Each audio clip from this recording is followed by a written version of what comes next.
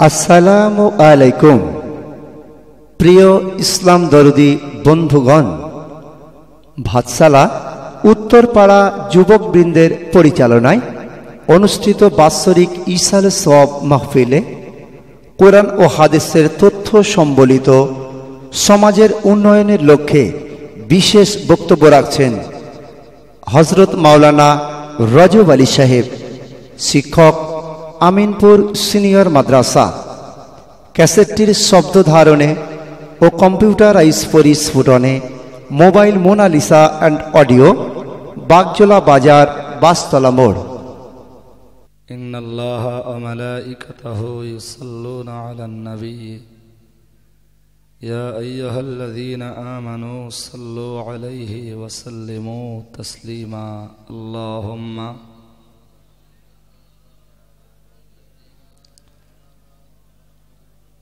ওয়া আলা আলি সাইয়্যিদিনা মাওলানা মুহাম্মদ। আজকের মাহফিলের মাননীয় সভাপতি সাহেব, আমন্ত্রিত ওলামায়ে হযরত, বিশেষত বন্ধুবর মহতারাম ভাই মাওলানা ইসমাইল সাহেব, আগত সমাবেত সুধী শ্রোতা মণ্ডলী, পর্দানাসীনা, দূরে অবস্থিত মা ও বোনেরা, সন্ধ্যার পর থেকে এ পর্যন্ত অনেক নসিহত শুনেছেন। আমরা রাতের প্রায় শেষ ভাগে চলে এসেছি। আমি আপনাদের কাছে অল্পক্ষণ কিছু বলবো, আর একবার সোনার মদিনায় নবী পাকের প্রতি একটু সালামের নাজরানা পেশ করব। সর্বোপরি সকলকে নিয়ে আল্লাহ পাকের শাহী দরবারে সম্মিলিতভাবে দোকানা করে খালি হাত ওঠাবো।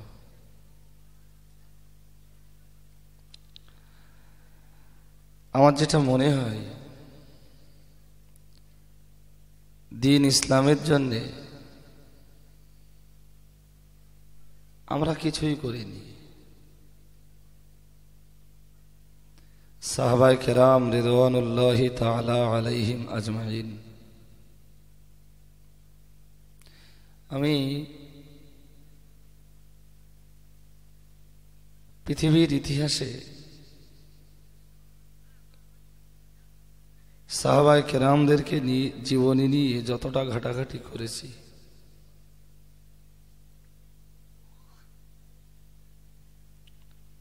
কারোর কবর বসরায়, কারো বা কবর কুফায়, কারো বা কবর ইরাকে, কারোর ইরানে, কারো বা কবর আফ্রিকায়, আবার কারো বা কবর দামেস্কে। দ্বীন ইসলামের প্রচার আর প্রসারের জন্যে तमाम পৃথিবীর বিভিন্ন প্রান্তে সাহাবায়ে কেরামরা শুয়ে পড়েছেন, ছড়িয়ে পড়েছিলেন, সেখানেই তারা শুয়ে পড়েছেন।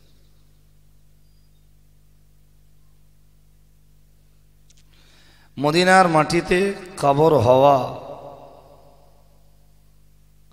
এটা সৌভাগ্যের ব্যাপার।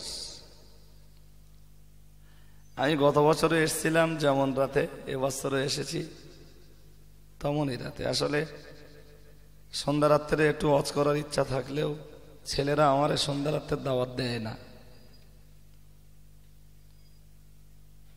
তো আপনাদের যদি ঘুম ঘুম ভাব না ছাড়ে, যদি একটু চাঙ্গা হয়ে না বসেন, তাহলে আমি দুটো কথা বলার সুযোগ পাব না।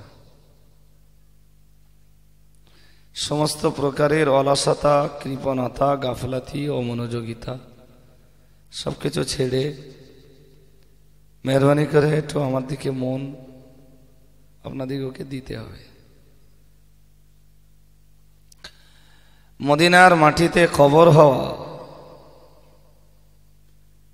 খাস করে জান্নাতুল বাকি নামীয় মদিনার যে সর্ববৃহৎ কবরস্থান, সেই কবরস্থানে জায়গা পাওয়া এটা তো একটা বিরাট সৌভাগ্যের ব্যাপার। কিন্তু সাহাবীদের জীবন ইতিহাস পর্যালোচনা করলে দেখা যাবে মদিনার মাটির কথা সাহাবারা একবারও ভাবেননি। নিজের আমল যদি ভালো না থাকে তো মাটি কি কাজে আসবে?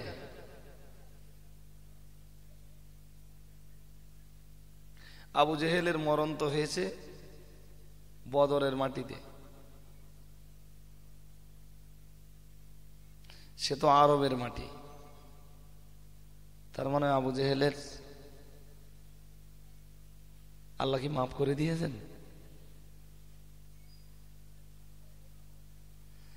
আবু লাহাবের মরণ হয়েছে মক্কার মাটিতে, কোরআন তাকে জাহান্নামী ঘোষণা দিয়েছে। পৃথিবীর কোন মানুষের নাজাত মাটিতে নয়, বংশে নয়, রক্তে নয়, টাকায় নয়।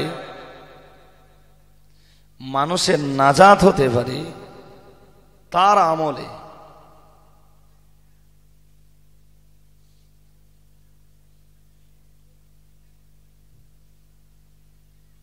আপনি হিসাব করছেন, আমি হিসাব দিচ্ছি।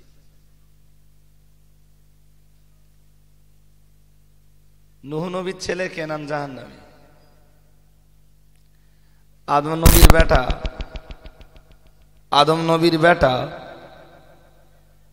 কাবিল জাহান্নামী। আবার আবু জেহেলের বেটা ইকরামা জান্নাতি।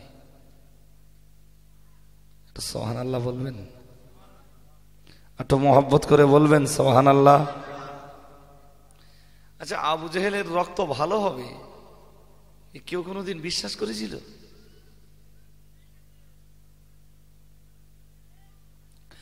আবু জেহেলের মতো শয়তানের শরীরের রক্ত,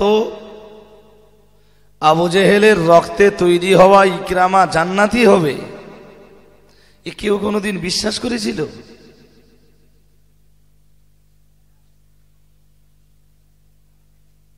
অথচ ইকরামা ঈমান এনেছে, যুদ্ধের ময়দানে জি আল্লাহ পাকের দয়ার জান্নাতটাকে দখল করে নিয়ে তারপরে সে প্রাণ দিয়েছে। ইকরামা যেদিন যুদ্ধের ময়দানে বীর বিক্রম বেগে লড়াই করার জন্য এগিয়ে চলছিল, হযরত খালিদ ইবনুল ওয়ালিদ ছিলেন ওই যুদ্ধের কমান্ডার ইন চিফ, যুদ্ধের সেনাপতি।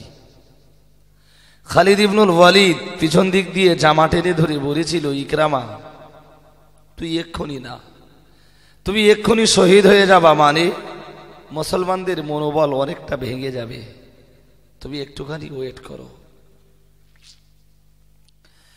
ভাইরা আমার মনে রেখে দিন, প্যারা নবী মুহাম্মদুর রাসূলুল্লাহ সাল্লাল্লাহু আলাইহি ওয়াসাল্লাম, আমার আল্লাহ নবীর প্রিয় সাহাবী হযরত ইকরামা রাদিয়াল্লাহু তাআলা আনহু বলেছিলেন, হে খালিদ ইবনুল ওয়ালিদ, তুমি জানো না আমি মক্কা বিজয়ের আগে ইসলামের যতগুলি লড়াই হয়েছে, কেবল সব লড়াইগুলিতে আমি মুসলমানদের বিরুদ্ধে লড়াই করেছি, বদরের প্রান্তরে লড়াই করেছিলাম, এবং আমার ইচ্ছা ছিল আমি রাসূলুল্লাহকে দুনিয়া জমিন থেকে খতম করে দেব, আবু বকরকে আমি খতম করে দেব, হযরত ওমরকে আমি খতম করে দেব। কিন্তু না না না না না, আল্লাহ পাকের ইচ্ছা ছিল না আবু বকর, ওমর আর রাসূলুল্লাহর একটা পশম পর্যন্ত আমি আঘাত করতে পারিনি। আমি যেদিন ওহদের ময়দানে নেমেছিলাম সেদিনও আমি টার্গেট নিয়েছিলাম প্রিয় নবী মুহাম্মদুর রাসূলুল্লাহ সাল্লাল্লাহু আলাইহি ওয়াসাল্লামকে আমি যে কোনো মূল্যেই হোক খতম করে দেব, দুনিয়া থেকে দুনিয়া ছাড়া করব। কিন্তু না না না না না, আমি ওহদের প্রান্তরেও পারিনি গো। আমার মতো পাপী আসমানের নিচে আর জমিনের উপরে কে আছে আর আমি বলতে পারবো না। ওরে রাসূলের সাহাবী ইকরামা, আজ মহান আল্লাহ আমায় সুযোগ করে দিয়ে দিয়েছেন, তুমি আমাকে একটু সুযোগ দাও, আমি জিহাদের ময়দানে নেমে ইসলামের কিছু দুশমনকে অন্তত জাহান্নামে পাঠিয়ে দেই। সুবহানাল্লাহ বলেন, আর একটু মহব্বত করে বলেন। আপনি তো কমান্ডার ইন চিফ, আমার জামা টেনে ধরেন না, আমার একটুখানি ছেড়ে দেন, আমার একটু আগাতে দেন, আমি কিছু ইসলামের দুশমনকে অন্তত জাহান্নামে পাঠাই। সেদিন বদরের যুদ্ধে আর ওহদের যুদ্ধে নেবে আমি রাসূলুল্লাহকে মারতে উদ্যত হয়ে যে গোনাটা করেছিলাম, সেই গোনাটার একটু প্রায়শ্চিত্ত করি, আল্লাহ যেন আমারে মাফ করে দেন। আমি ইকরামা, আমার এখনো মনে হয়নি যে আল্লাহ আমারে মাফ করেছেন।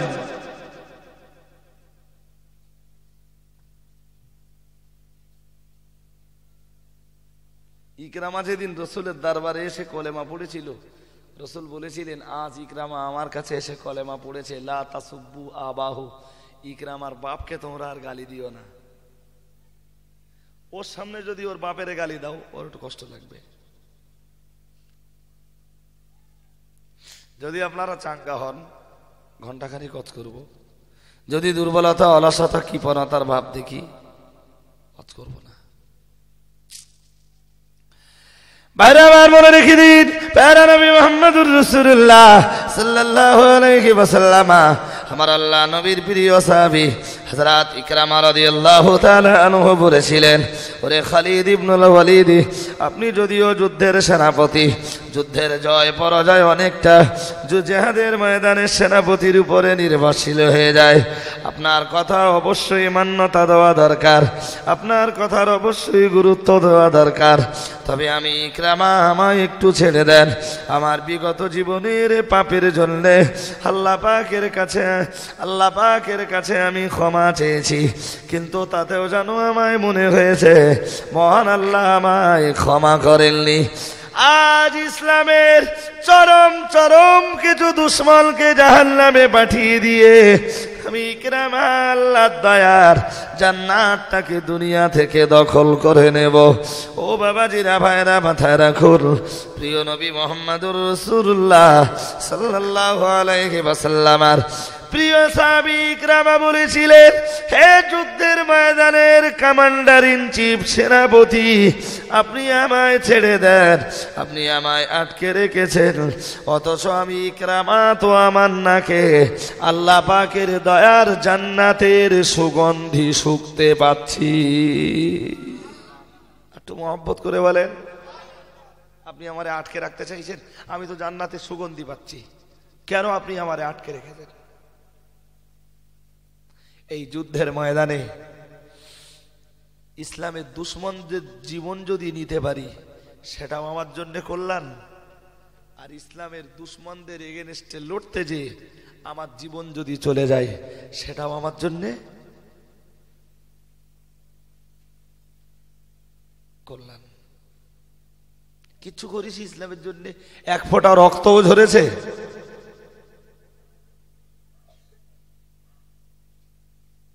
কিছু বলেন না কেন? এক ফোঁটা রক্ত ঝরেছে? এই জন্য মাঝে মাঝে আমাদের মতো মুসলমানদের উপরে একটু বিপর্যয় আসা দরকার, আমাদের ঈমান মজবুত হবে, কংক্রিট হবে। কিছুই তো করিনি জীবনে। আবু ওবায়দার কবর কোথায়? আবু ওবায়দার কবর তো আফ্রিকায়। তিনি ইসলামের জন্য কোনটা করেননি? কোনটা করেননি আবু ওবায়দা? সাদ ইবনে আবি ওয়াক্কাসের কবর কোথায়? কোথায় শুয়ে রয়েছেন সাদ ইবনে আবি ওয়াক্কাস? কি করেননি এরা ইসলামের জন্য? সাদ যেদিন কলেমা পড়ে বাড়ি গেছেন,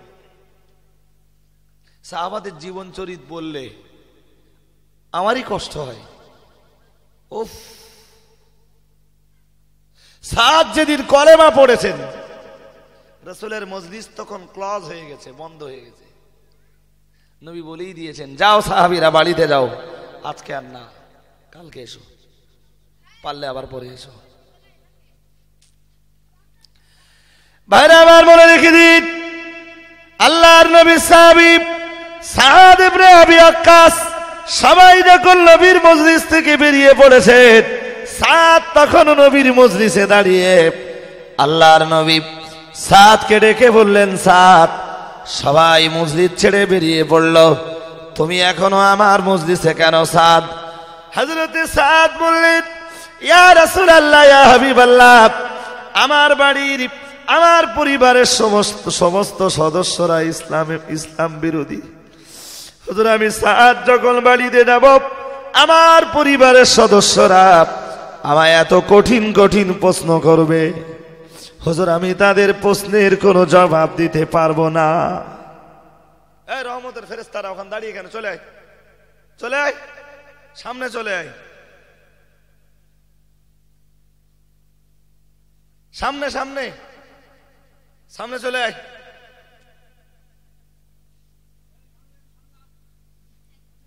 চলে আয়, তোদেরই শোনাবো আজকে। চলে বস, সামনে বস। হ্যাঁ,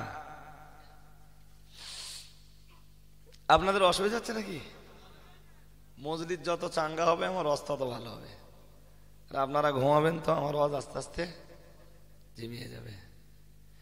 সাদ রসুলের দরবারে দাঁড়িয়ে, তখন সবাই চলে যাচ্ছেন, নবী বলছেন, এ সাদ, তুমি দাঁড়িয়ে। সাদ বলছেন, হুজুর, আমার পরিবারের সদস্যরা সব ইসলাম বিরোধী, আমার শুধু ভয় হচ্ছে হুজুর, আমি বাড়িতে গেলে আমি কি জবাব দেব? আমার পরিবারের সদস্যদের কাছে আমি কি জবাব দেব? তাদের প্রশ্নের কাছে আমি দাঁড়াবো কি করে? ভাইরা আমার মনে রেখে দিন, আল্লাহর নবী সরওয়ারে কায়নাত মুহাম্মদুর রাসূলুল্লাহ সাল্লাল্লাহু আলাইহি ওয়াসাল্লাম প্রিয় সাহাবী সাদ বললেন, হুজুর, আমার পরিবারের সদস্যদের ভিতরে আমার জননী, আমার মা বড় বুদ্ধিমতী, হুজুর, আমার বড় ভয় হয়, আমি আমার মায়ের প্রশ্নের কাছে কি করে জবাব দেব?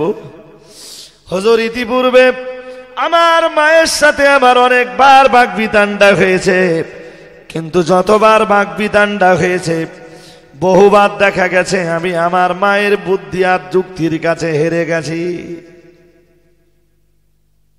এর আগেই তো অনেক ঘটনা ঘটেছে যেখানে আমার মা একদিকে, আমি আর একদিকে, আমি আমার মায়ের কাছে হেরে গেছি। আজকে আমার ভয় হচ্ছে আমার মায়ের কাছে হেরে যাই কিনা। আর আমি যে ইসলাম কবুল করেছি, এতক্ষণে আমার মায়ের কাছে খবর পৌঁছে গেছে। হুজুর বলুন, আমার এখন করণীয় কি? আল্লাহর নবী বললেন, সাদ, তুমি বাড়িতে চলে যাও, তোমার মায়ের প্রশ্নের জবাব দেওয়ার মতো ব্রেন আল্লাহ তোমাকে দান করবেন।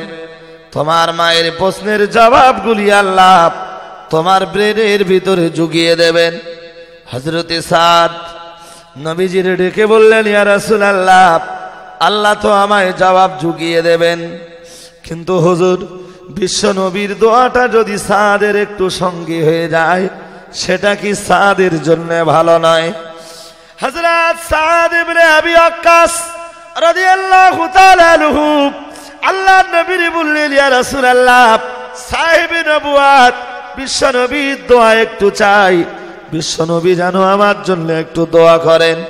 আল্লাহর নবী বললেন, সাদ, কেঁদো না রে সাদ, কেঁদো না, বাড়িতে চলে যাও, বিশ্ব নবীর দোয়া তোমার জন্যে, তোমার পিছনে তোমারে তাড়া করে বেড়াবে। একটু মহব্বত করে বলুন, একটু মহব্বত করে বলুন। যা, বাড়িতে যাও, যাও, তোমার মা তোমারে যা প্রশ্ন করবেন, তোমার মায়ের প্রশ্নের জবাব আল্লাহ তোমার জুগিয়ে দেবেন, আর নবীর দোয়া তোমার সাথে আছে। যাও।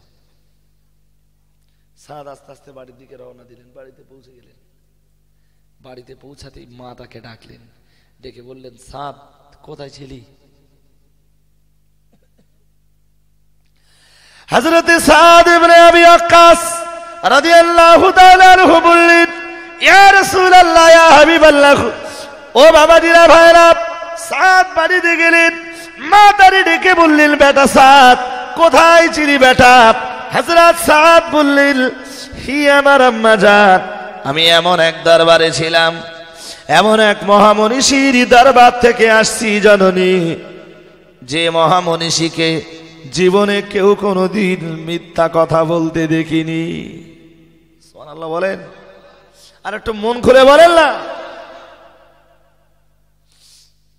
কোচি সিনেমা দেখে বাড়ি গেছে, মা জিজ্ঞেস করেছে কোথায় ছিলি? তাহলে ফোম্মাদের বাড়ি গেছিলাম। আমার দিকে মন দেন, অনেক রাতের অস্ত। কোচি যাত্রায় গিয়েছিল, ওর মা ওরে বাড়ি যেতে জিজ্ঞেস করেছে, আর তোরে আজকে এত রাত হলো কেন রে? এখন তো রাত 11:30 বাজে, তুই তো এত রাত কোনোদিন করিস না। বলছে, মা আমি মামাদের বাড়ি ছিলাম, আসতে একটু দেরি হয়ে গেছে।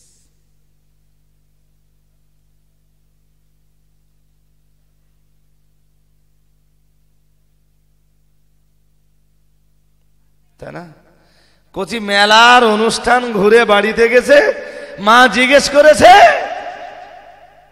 বলছে মা আমি ওই পাশের পাড়া সালাউদ্দিন, ওর সাথে একসাথে পড়াশোনা করি, কিছু প্রশ্নপত্র আনার জন্য বাড়িতে, ওদের বাড়িতে গিয়েছিলাম একটু কথাবার্তা বলতে, একটু পড়াশোনার ব্যাপারে আলোচনা করতে করতে দেরি হয়ে গেছে।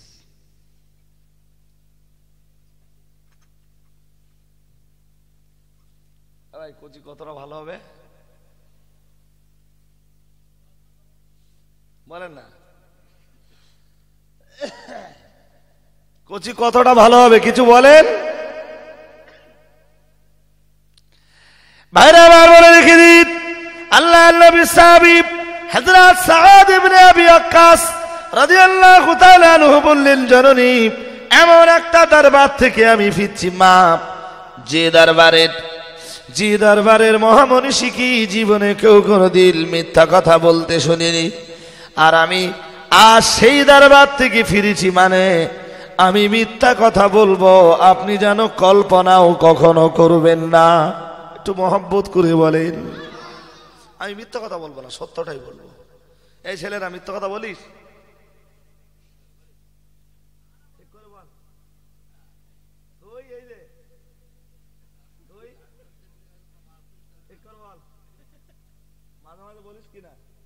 মিথ্যা কথা বলিস তো? বলে গেল, তোমরা কটা ফেরেশতা না?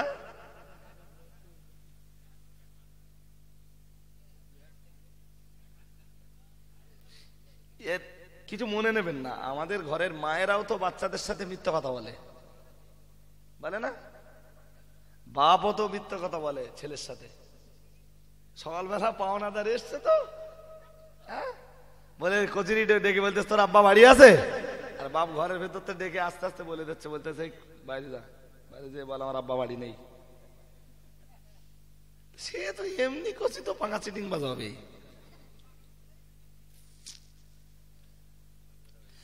আল্লাহর নবী আবু আমেরের বাড়িতে গেলেন। হযরত আবু আমের তখন ছোট। আল্লাহর নবী সাহাবী হযরত আবু আমেরের মা আবু আমেরকে খাবার দেবার নামে ডাকছেন, আর আবু আমের মায়ের কাছে যখন চলে গেলেন, মা মুষ্টিটা খুলে বললেন, বাবা তোরে খাবার দেবার নামে যদি না ডাকতাম তুই তো আসতিস না। আল্লাহর নবী আবু আমেরের মারে ডেকে বললেন, আবু আমেরের মা একটা মিথ্যা কথা বললি যতটা গোনা হয়, আজ তুমি তোমার বেটার সঙ্গে যা করেছো আল্লাহ তাআলা একটা মিথ্যার গোনা তোমার আমলনামাতে লিপিবদ্ধ করে দেবেন। তুমি তোমার বেটাকে এই যা শেখাচ্ছ, ও তো আর কদিন বাদে এমনি ভাববে যে আমার মায়ের চেয়ে বড় চিটিং বাজার কেউ নেই। মা প্রতিদিন বলে তুই আজকে দিনটা স্কুল যা, তোর বাপ কালকে সাইকেল কিনে দেবে।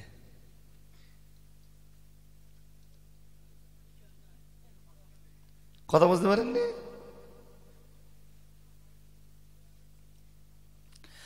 ভাইরা আমার বলে রেখে দিন, আল্লাহর নবী সাহাবী সাদ ইবনে আবি ওয়াক্কাস বললেন, মা এমন একটা দরবার থেকে এসেছি মা, যে দরবারের মানুষগুলো, যে দরবারের মহামনীষী হযরত মুহাম্মদকে তামাম মক্কার মানুষ বিরোধিতা করেছে, জননী বেয়াদবি দেবেন না, কিন্তু যারাই বিরোধিতা করেছে তারাই আবার তার নাম দিয়েছে আল আমিন। একটু মহব্বত করে বলুন সুবহানাল্লাহ, একটু মহব্বত করে বলেন। কিচ্ছু না, কোচিদের কিচ্ছু শেখাতে হবে না, শুধু ওদের সত্যবাদী হওয়ার ব্যাপারে আপনি ওদের ভিতরে উদ্দীপনা দান করুন। ও সত্যবাদী হোক, আপনার কোচি, আপনার ছেলে, আপনার মেয়ে সত্য কথা বলতে শিখুক ছোটবেলা থেকে। দেখবেন ও সত্য কথা বলতে শিখলে ও চিটিংবাজ হবে না, ও বদমায়েশ হবে না, ও মাতাল হবে না, ও পাপের কাজ করবে না। আলটিমেটলি ওর পাপের কাজগুলো এমনি এমনি এমনি এমনি অমিট হয়ে যাবে, সব মুছে যাবে ওর ভিতর থেকে। সত্যবাদী তার জীবন গঠন করুন। ভাইরা আমার মনে রেখে দিন, আমি আল্লাহর একজন ওলির জীবন চরিত্রের কথা বলবো। হযরতে হাসান বাসারী রাহমাতুল্লাহ আলাইহিকে পুলিশ যখন খুঁজে বেড়াচ্ছিল, ও বাবাজিরা ভাইরা, হাসান বাসারী কোন রাস্তা না পেয়ে হযরত ফজাইল ইবনে আয়াজ রাহমাতুল্লাহ আলাইহির বাড়িতে চলে এসেছেন। ফজাইল ইবনে আয়াজের বাড়িতে এসে বলছেন, বেটা ফজাইল, আমি তোমার প্রিয় মুর্শিদ, তুমি আমার কাছে বায়াত হয়েছ। পুলিশ আমারে খুঁজে খুঁজে বেড়ায়, বেটা আমি তোমার বাড়িতে জায়গা নিয়েছি, বেটা তুমি আমারে একটু জায়গা দাও, আমি তোমার বাড়িতে লুকিয়ে যাব।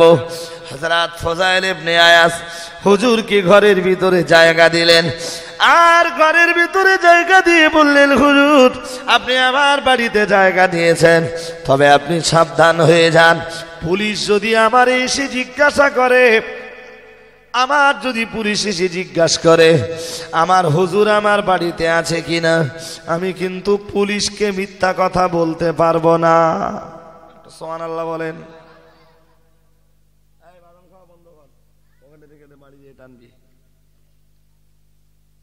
কথা বললি?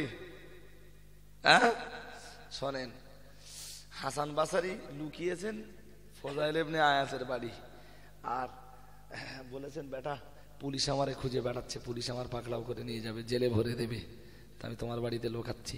ফজাইল ইবনে আয়াজ পীরকে জায়গা করে দিয়েছেন নিজের বাড়িতে, আর নিজের বাড়িতে জায়গা করে দিয়ে বলছেন, শোনো, পীর সাহেবকে ডেকে বলছেন, হুজুর সব ভালো, আমার বাড়িতে আপনি জায়গা নেন, কিন্তু পুলিশ এসে যদি জিজ্ঞেস করে যে তোমার পীর তোমার বাড়ি আছে, আমি পুলিশের কাছে বলো মিথ্যা কথা বলবো না। একটু সুবহানাল্লাহ বলেন, একটু মহব্বত করে বলেন। আমি আমার পীরের জন্য মিথ্যা কথা বলতে,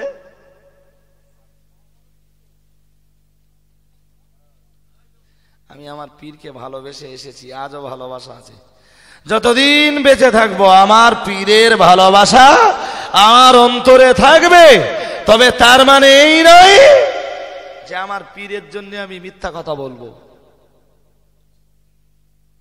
পীর যখনই আসবে তখন সত্য কথা, আমার পীরের ব্যাপারে খোঁজ নিতে এলে আমি সত্য কথাই পুলিশকে বলবো। হযরত হাসান বাসারী ঘরের ভিতরে লুকিয়েছেন, কিছুক্ষণ বাদে পুলিশ এসে জিজ্ঞাসা করছে, হে ফজাইল ইবনে আয়াজ, আমাদের কাছে ইনফরমেশন আছে তোমার হুজুর তো তোমার বাড়িতে আছে। ফজাইল বললেন, ইনফরমেশন আছে? তাহলে আছে, তো যান খুঁজে দেখেন, থাকে আমার হুজুরকে নিয়ে যান। সত্যি বলেছেন না মিথ্যে বলেছেন? সত্যি বলেছে? এই ছেলে সত্যি বলেছে? মিথ্যা হলো? পুলিশ এসে বলছে ইনফরমেশন আছে আপনার হুজুর আপনার বাড়িতে আছে। ফজাইল ইবনে আয়াজ বলছেন, ইনফরমেশন যদি ঠিক থাকে খুঁজে দেখেন। মিথ্যে বলেছে? খুঁজে দেখতে বলেছে, তা মিথ্যে কথা হলো?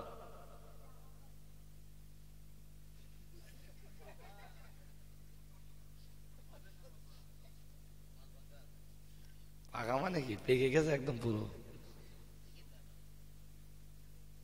বোঝে না বলতে চাচ্ছেন, কি বলে জানেন? বলেছে নাকি যে আমার বাড়ি আছে?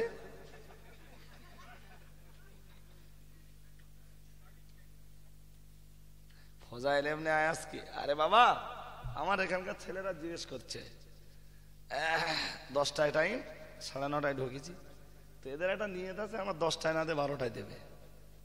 তারা আমার জিজ্ঞেস করছে হুজুর আর দাউদ আছে? এখন তো কোথায় যাবেন আমার জিজ্ঞেস করছে। তাহলে বাগজলায় যাব। ওরা আমার জিজ্ঞেস করেনি দাউদ আছে কিনা, আর আমি আমার জবাবের ভিতরে দাউদ আছে কিনা তাও বলিনি। ওরা জিজ্ঞেস করেছে কোথায় যাবেন, আমি বলি বাগজলায় যাব। কথা বুঝতে পারেন? ঠিক 10টায় উঠেছি, 12টায় ছেড়েছি, এখান থেকে বেরিয়ে হাবড়া গেট পেরিয়ে মগরা হয়ে বাগজলা হয়ে বাড়ি গেছি। মিথ্যা কথা হলো? সত্যি হলো। আসলে এগুলো না খানিকটা কি, এরা আরবিতে বলে তাওরিয়া। কথা এ পর্যন্ত মনে রাখুন। একবার একটু দরুদ শরীফ পড়ে নেন, একটু ডিসকাস করি বিষয়টা নিয়ে। আল্লাহুম্মা সাল্লি আলা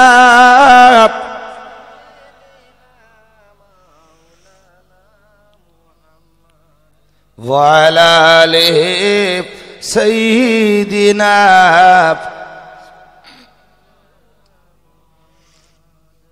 গাছে চিল্ল নবীজিরে, মাসি চিল্ল নবীজির, উম্মত হইয়া চিনিলাম না কো, চিনিল বনের হরিণী। আল্লাহুম্মা সাল্লি আলা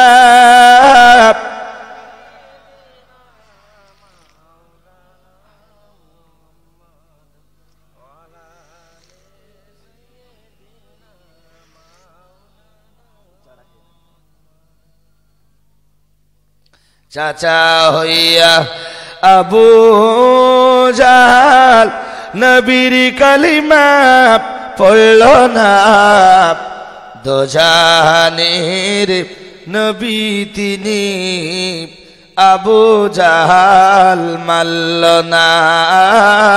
আল্লাহুম্মা সাল্লি আলা সাইয়্যিদিনা মাওলানা মুহাম্মদ ওয়া আলা আলিহি।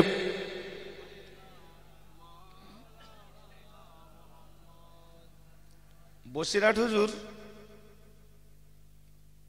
যখন প্রাথমিক স্টেজের লেখাপড়াটা শেষ করলেন, পড়তেন বসিরহাটের সুফি আব্দুস সাফি রহমাতুল্লাহ আলাইহির কাছে। তিনি আল্লাহর একজন ওলি ছিলেন, সুফি আব্দুস সাফি। বসিরহাট হুজুরের মূল বাড়ি ছিল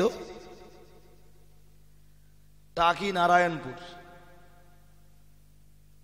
একদম টাকি থোবা বাস স্ট্যান্ড থেকে বাম হাতে পূর্ব দিকে গেলে ওই 1.5-2 কিলোমিটার যাওয়ার পরে নদীর ধার, সেখানে এখন পার্ক ফার্ক এটা সেটা তৈরি হয়েছে। আর সেই টাকি নারায়ণপুর গ্রামটা একদম পুরো নদীগত হয়ে গেছে, পুরো নদীতে চলে গেছে, তার কোনো অস্তিত্ব নেই। এখন এক ঘর মানুষেরও বসবাস নেই। খানিকটা হয়ে গেছে ওপারের চর, আর অধিকাংশটাই এখনো নদীতে। আর টাকি নদীটা ইসামতি নদীর এখন অনেক চওড়া নদী। তো বসিরহাট হুজুর ওখান থেকে ভোরবেলা বার হবেন, রাত্রেবেলা রাত 2-2-2:30টার সময় মায়ের কাছে দোয়া নিয়ে। মা তখন তাহাজ্জুদের নামাজে, আর বেটা রুহুল আমিন বেরিয়ে পড়বেন, আর মা শুধু চোখের পানি ফেলবেন, আল্লাহ আমার এই বাচ্চা রুহুল আমিন গভীর রাত্রি বেরিয়ে যাচ্ছে, আল্লাহ সাপ, জিন, দস্যু, ডাকাত, বদমায়েশের হাত থেকে তুমি রুহুল আমিনের মায়ের চোখের পানির ওসিলাতে রুহুল আমিনকে হেফাজত করো। সুবহানাল্লাহ বলেন, একটু মহব্বত করে বলেন। সুফি আব্দুস সাফি সাহেবের কাছে পড়তে আসতেন, কোন দিন বসিরহাটের হুজুরের বাড়ি গেছেন তো আপনারা নাকি? হুজুরের বাড়ির আগে দেখবেন ডান হাতে একটা বিশাল পুকুর আছে, ওটা বলে সোন পুকুর। ওখানে একটা হরিতকি গাছ ছিল। হুজুর ওই পুকুরে এসে মুখ হাত পা ধুয়ে কোনো দিন উজু করে হরিতকি গাছতলায় ফজরের নামাজ পড়ে ওখান থেকে কেতাব নিয়ে হেঁটে সুফি আব্দুল সাবির সাহেবের বাড়িতে যাবেন, ত্রিমণির কাছে। সুফি সাহেবের কাছে পড়াশুনো যখন শেষ হলো, প্রাথমিক লেভেলের পড়াশুনো, সুফি সাহেব বললেন, রুহুল আমিন তোমাকে মাদ্রাসা আলিয়াতে অ্যাডমিশন হওয়া দরকার। বসিরহাট হুজুর বললেন, আলিয়া মাদ্রাসায় অ্যাডমিশন করার মতো পয়সা আমার আব্বার নেই। ঠিক আছে, তোমাকে বাড়ি যেয়ে কিছু বলতে হবে, আমি তোমার আব্বাকে ডাক করাচ্ছি। বসিরহাট হুজুরের আব্বা তো খুব গরিব মানুষ, নিকারি। তো বসিরহাট হুজুরের আব্বাকে ডেকেছেন সুফি সাহেব, ডেকে বলছেন, সালাম কালামের পরে বলছেন, মুন্সি দবিরউদ্দিন গাজী, আপনার ছেলের ব্রেনটা খুব ভালো, রুহুল আমিন অত্যন্ত তীক্ষ্ণ ব্রিলিয়ান্ট, আপনার ছেলে রুহুল আমিনকে ওয়াকালে পড়াশোনাটা নষ্ট করে দেওয়া যাবে না। আমি নিয়ত করেছি ওর প্রাথমিক স্টেজ, প্রাথমিক লেভেলের পড়াশোনা শেষ, ওরে মাদ্রাসা আলিয়াতে অবিলম্বে অ্যাডমিশন করানো দরকার। আলিয়া মাদ্রাসায় অ্যাডমিশন করার মতো ক্ষমতা আমার নেই, আর আমার ছেলে রুহুল আমিন ও আলিয়ার হোস্টেলে পড়াশোনা করবে, আমি পারবো না। বাইরে আবার বলে রেখে দিন, মুন্সি দবিরউদ্দিন গাজী বললেন, আপনি একেবারেই ভেঙে পড়লেন কেন? ও বাবাজিরা ভাইরা, সুফি সাহেব মুন্সি দবিরউদ্দিন গাজীকে ডেকে বললেন, ভাই দবিরউদ্দিন আপনি ভেঙে পড়লেন কেন? কি হয়েছে আপনার?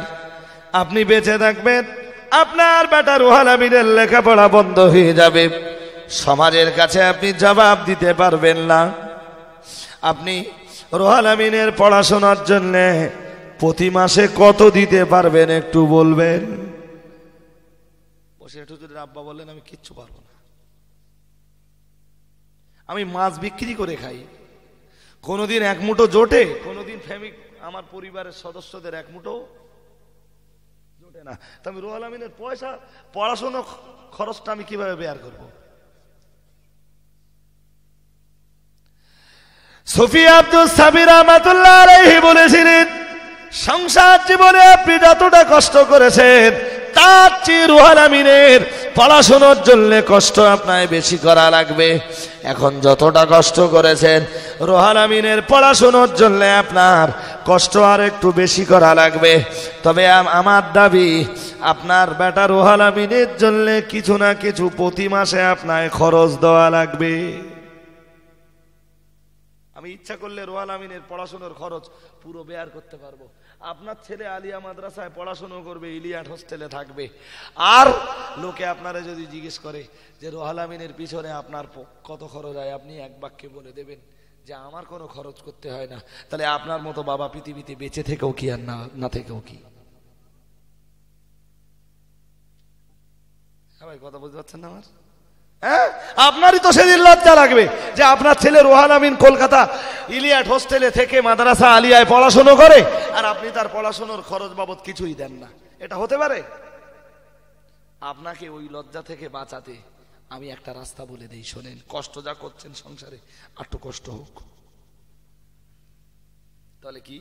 তাহলে শুনুন, রাস্তা একটাই, সেটা হলো আপনার বেটা রুহুল আমিনের পড়াশোনার খরচ খরচার ব্যাপারে আপনি প্রতি মাসে কত দিতে পারবেন বলুন? বসিরহাট হুজুরের আব্বা কিচ্ছু বলেন না, খুব গরিব মানুষ। তো অত গরিব মানুষ, সে জমানার মানুষ গরিব ছিল, তবে বসিরহাট হুজুর আব্বা বসবাস করতেন একদম দরিদ্র সীমার নিচে। বাইরে আবার বলে রেখে দিন, বসিরহাট হুজুর ছোটবেলায় যেসব জামা কাপড় পরেছেন, আমাদের ঘরের ছেলেরা সেই সব জামা কাপড় তাদের গায়ে রোজবে না, তারা তাদের গায়ে পরিধান করবে না। হুজুর আল্লামা রুহুল আমিন রহমাতুল্লাহ আলাইহি সুফি আব্দুস সাফি রহমাতুল্লাহ আলাইহির কাছে লেখাপড়া শেখবার জন্য যখন আসতেন, বসিরহাট হুজুরকে বাল্যবেলায় দেখে মনে হতো রুহুল আমিন যেন একেবারে একটা ফকিরের ছেলে। অমিয়া গভীরভাবে মাথায় রাখুন, সুফি আব্দুস সাফি রহমাতুল্লাহ আলাইহি বললেন, ভাই মুন্সি দবিরউদ্দিন গাজী, আমি একটা বিচার আপনাকে করে দেব, আপনাকে ভাবতে হবে না, চিন্তা করতে হবে না। রুহুল আমিন আলিয়া মাদ্রাসায় পড়াশোনা করবে, রুহুল আমিন ইলিয়াট হোস্টেলে থাকবে। তাম বছর ধরে যে খরচ হবে, সমগ্র মাসে যে খরচ হবে, আপনি প্রতি মাসে রুহুল আমিনের খরচ খরচা বাবদ মাত্র 2টা করে টাকা দেবেন। বাকি খরচ আমি সুফি আব্দুস সাফি আপনার বেটার পিছনে বেয়ার করে যাব। একটু মহব্বত করে বলেন, একটু মহব্বত করে বলেন। আপনাকে বেয়ার করতে হবে না, শুধু 2 টাকা করে মাস যাবে আমার কাছে দেবেন, আর আমি ওরে পড়াবো। সেই জামানায় 2 টাকার দাম ছিল, তবে একটা ছেলে আলিয়ার মাদ্রাসায় পড়বে আর ইলিয়াট হোস্টেলে থাকবে, 2 টাকায় 1 মাস চলবে এমনটা না, তাম খরচ।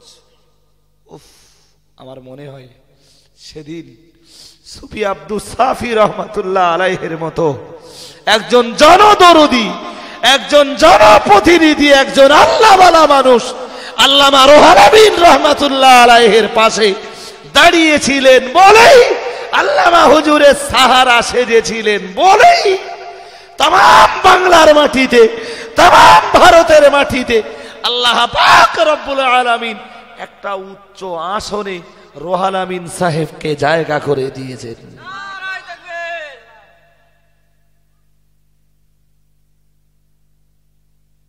আসলে ইতিহাস তাই বলে, পৃথিবীর ইতিহাস তাই বলে, যেসব ছেলেরা বেলায়েতের দরজা পেয়েছেন, ওলি হয়েছেন, মুহাদ্দিস হয়েছেন, মুফাসসির হয়েছেন, ফিকহ তত্ত্ববিদ হয়েছেন, জগৎ বরেণ্য আলেম হয়েছেন, ছোটবেলায় অধিকাংশই তারা বাপ হারিয়েছেন। আর বাপ যদি বেঁচেও থাকে, এত গরিব, সে গরিবতার কথা বলে শেষ করা কথা বলেন যাবে না। ইমাম বুখারী, ইমাম মুসলিম, ইমাম আবু দাউদ, ইমাম নাসাই, ইমাম তিরমিজি, ইমাম ইবনে মাজাহ, ইমাম গাজালি, জি, এদের জীবন ইতিহাস আপনি ঘেটে দেখেন, কি কষ্ট বসিরহাট হুজুরের জীবন। বাইরে আমার মনে রেখে দিন, আমি গোড়ার আজ ভুলে যাইনি। বসিরহাটের বড় মাওলানা আল্লামা খিদাল্লামা বাঙ্গাল আল্লামা রুহুল আমিন রহমাতুল্লাহ আলাইহিকে মাদ্রাসা আলিয়ায় অ্যাডমিশন করে দেওয়া হলো।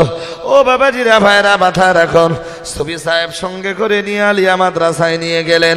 এবারে মাথায় রাখুন মিয়াজি, সুফি সাহেবকে জিজ্ঞেস করা হলো, এই ছেলেটি আপনার, এই ছেলেটির সাথে আপনার সম্পর্ক কি? সুফি সাহেব বললেন, রুহুল আমিন হলো আমার ভাইপো। আপনি কি ভাইপো অ্যাডমিশনের জন্য এসেছেন? সুফি সাহেব বললেন, জি হ্যাঁ, আমি রুহুল আমিনকে অ্যাডমিশনের জন্য এসেছি। অবিলম্বে খাতা পত্রে রুহুল আমিনের অ্যাডমিশনটা হয়ে গেল। ও বাবাজিরা, ভাইরা, সুফি সাহেব বসিরহাট হুজুর কিবলাকে আলিয়ার হোস্টেলে রেখে বাড়িতে চলে এলেন। ঠিক 6 মাস অতিবাহিত হয়ে গেল, আর বসিরহাটের বড় মাওলানা আল্লামা রুহুল আমিন রহমাতুল্লাহ আলাইহির এমনি করে হাল পেয়ারি পরীক্ষার অন্তত সপ্তাহখানিক আগে গায়ে এত পরিমাণ বসন্ত বার হলো, বসিরহাটের হুজুর ইলিয়াট হোস্টেলে থাকতে পারলেন না। এ যুগের বসন্ত আর সে যুগের বসন্ত একটু পার্থক্য ছিল। তখন বসন্ত হলে মানুষ বাঁচত না, বসন্তের ভয়ে গ্রাম কি গ্রাম, মানুষ গ্রাম ছেড়ে চলে যেত, আর গ্রাম কি গ্রাম সেই জমানায় উজাড় হয়ে যেত। আমার কথা বলতে পারেননি? হ্যাঁ ভাই, অনেক অনেক জায়গায় দেখেছেন জঙ্গলের ভিতরে মসজিদ পাওয়া গেছে, এরকম শুনেছেন? শোনেননি? হ্যাঁ, বহু জায়গা আছে। ওই বাগজলার আশপাশে রায়কলায় যাবেন, যে জিজ্ঞেস করবেন, হ্যাঁ, রায়কলায় জঙ্গল কাটতে কাটতে মসজিদ বেরিয়ে হলো। কেন বলেন দিন? কেন? সেই সময় আমার যেটা ধারণা, মুসলমান ছিল ওই এরিয়া একটা পিরিয়ডে, হ্যাঁ, এমন আযাব গজব এসেছে আল্লাহর পক্ষ থেকে যে গ্রাম কি গ্রাম উজাড় হয়ে গেছে। ওই মসজিদ আর দেখভাল করার মতো কেউ ছিল না, পুরো জঙ্গলে ঢেকে গেছে। পরবর্তীতে আবার জঙ্গল কাটতে কাটতে কাটতে কাটতে ওই মসজিদ। এটা আমার আইডিয়া বলছে, কারণ সেই জমানায় কি হতো, প্লেগ, সেই জমানায় কি হতো, ডায়রিয়া, যার কোনো ওষুধ ছিল না। আর সেই জমানায়, এখন ডায়রিয়ার মেন ওষুধ কি? আর কিচ্ছু না, বলো। ডায়রিয়ার মেন ওষুধ শুধু পানি খাওয়ানো, যত বেরোচ্ছে তত পানি খাও। আর সেই জমানায় মানুষ ওইটুকু জানতো না, বলো। বরং মানুষ মনে করত যে নিচের দিক দিয়ে বেরোচ্ছে, ফের যদি ওপর দিক দিয়ে পানি খায় আরো বেরোবে। এটা মানুষের ধারণা ছিল। এই ধারণাটা মানুষের পাল্টেছে, ডায়রিয়ার কবল থেকে মানুষ রক্ষা পেয়েছে, আল্লাহ হেফাজত করেছেন।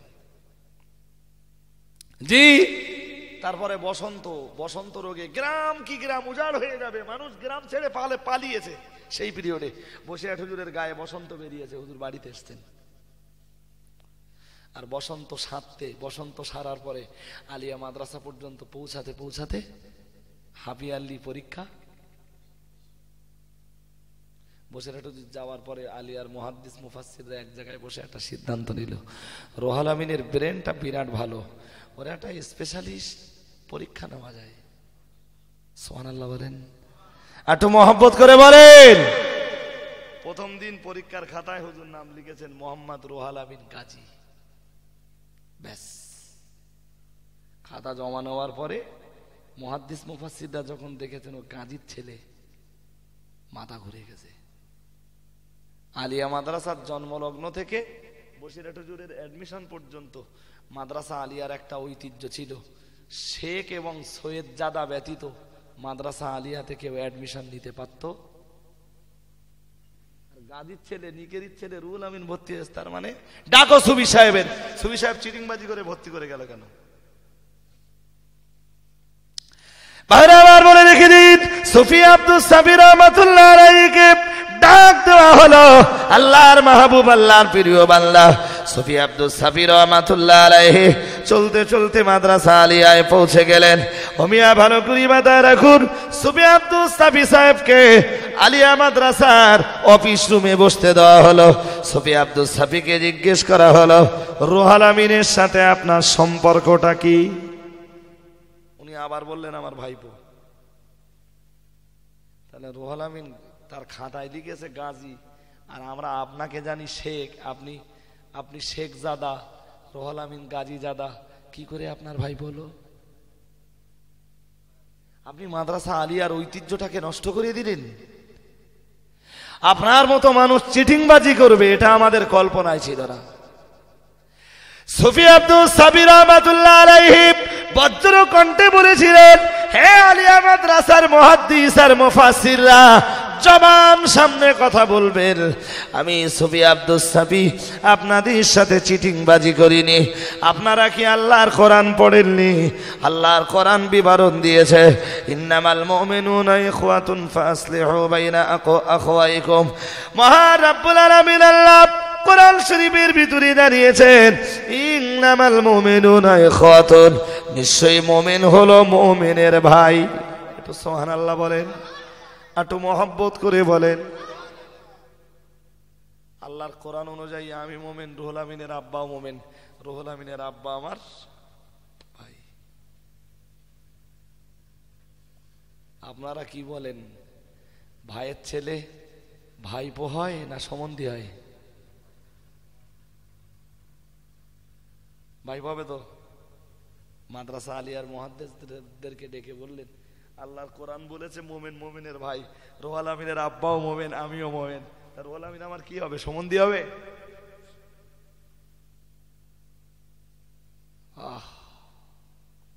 মাদ্রাসা আলিয়ার মুহাদ্দিসরা হা করে রয়েছে।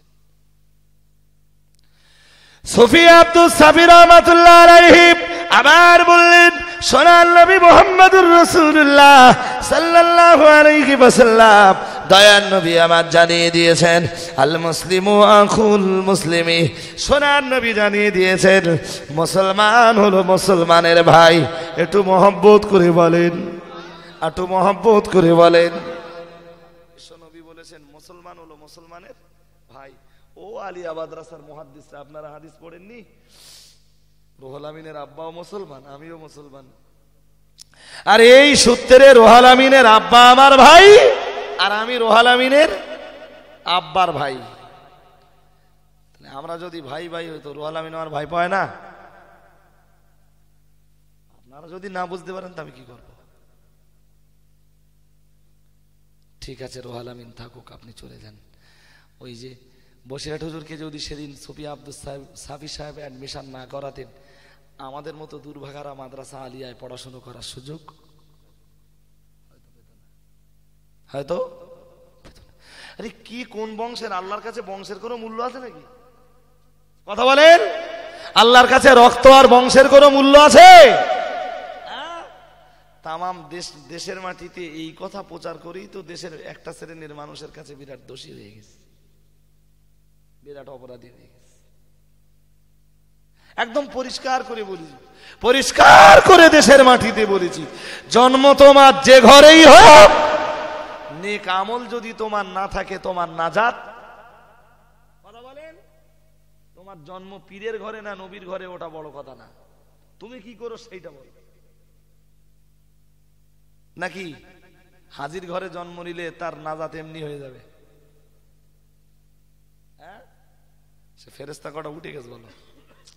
ওই ফেরেশতা কোথায় যাচ্ছিস? ওই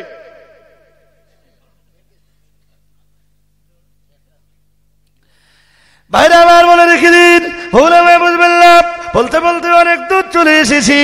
ও বাবাজিরা ভাইরা, এবারে আপনাকে জিজ্ঞাসা করব, সুফি আব্দুল সাফি রহমাতুল্লাহ আলাইহি বসিরহাট হুজুরকে মাদ্রাসা আলিয়ায় নিজের ভাইপো বলে পরিচয় দিয়ে অ্যাডমিশন করিয়েছেন।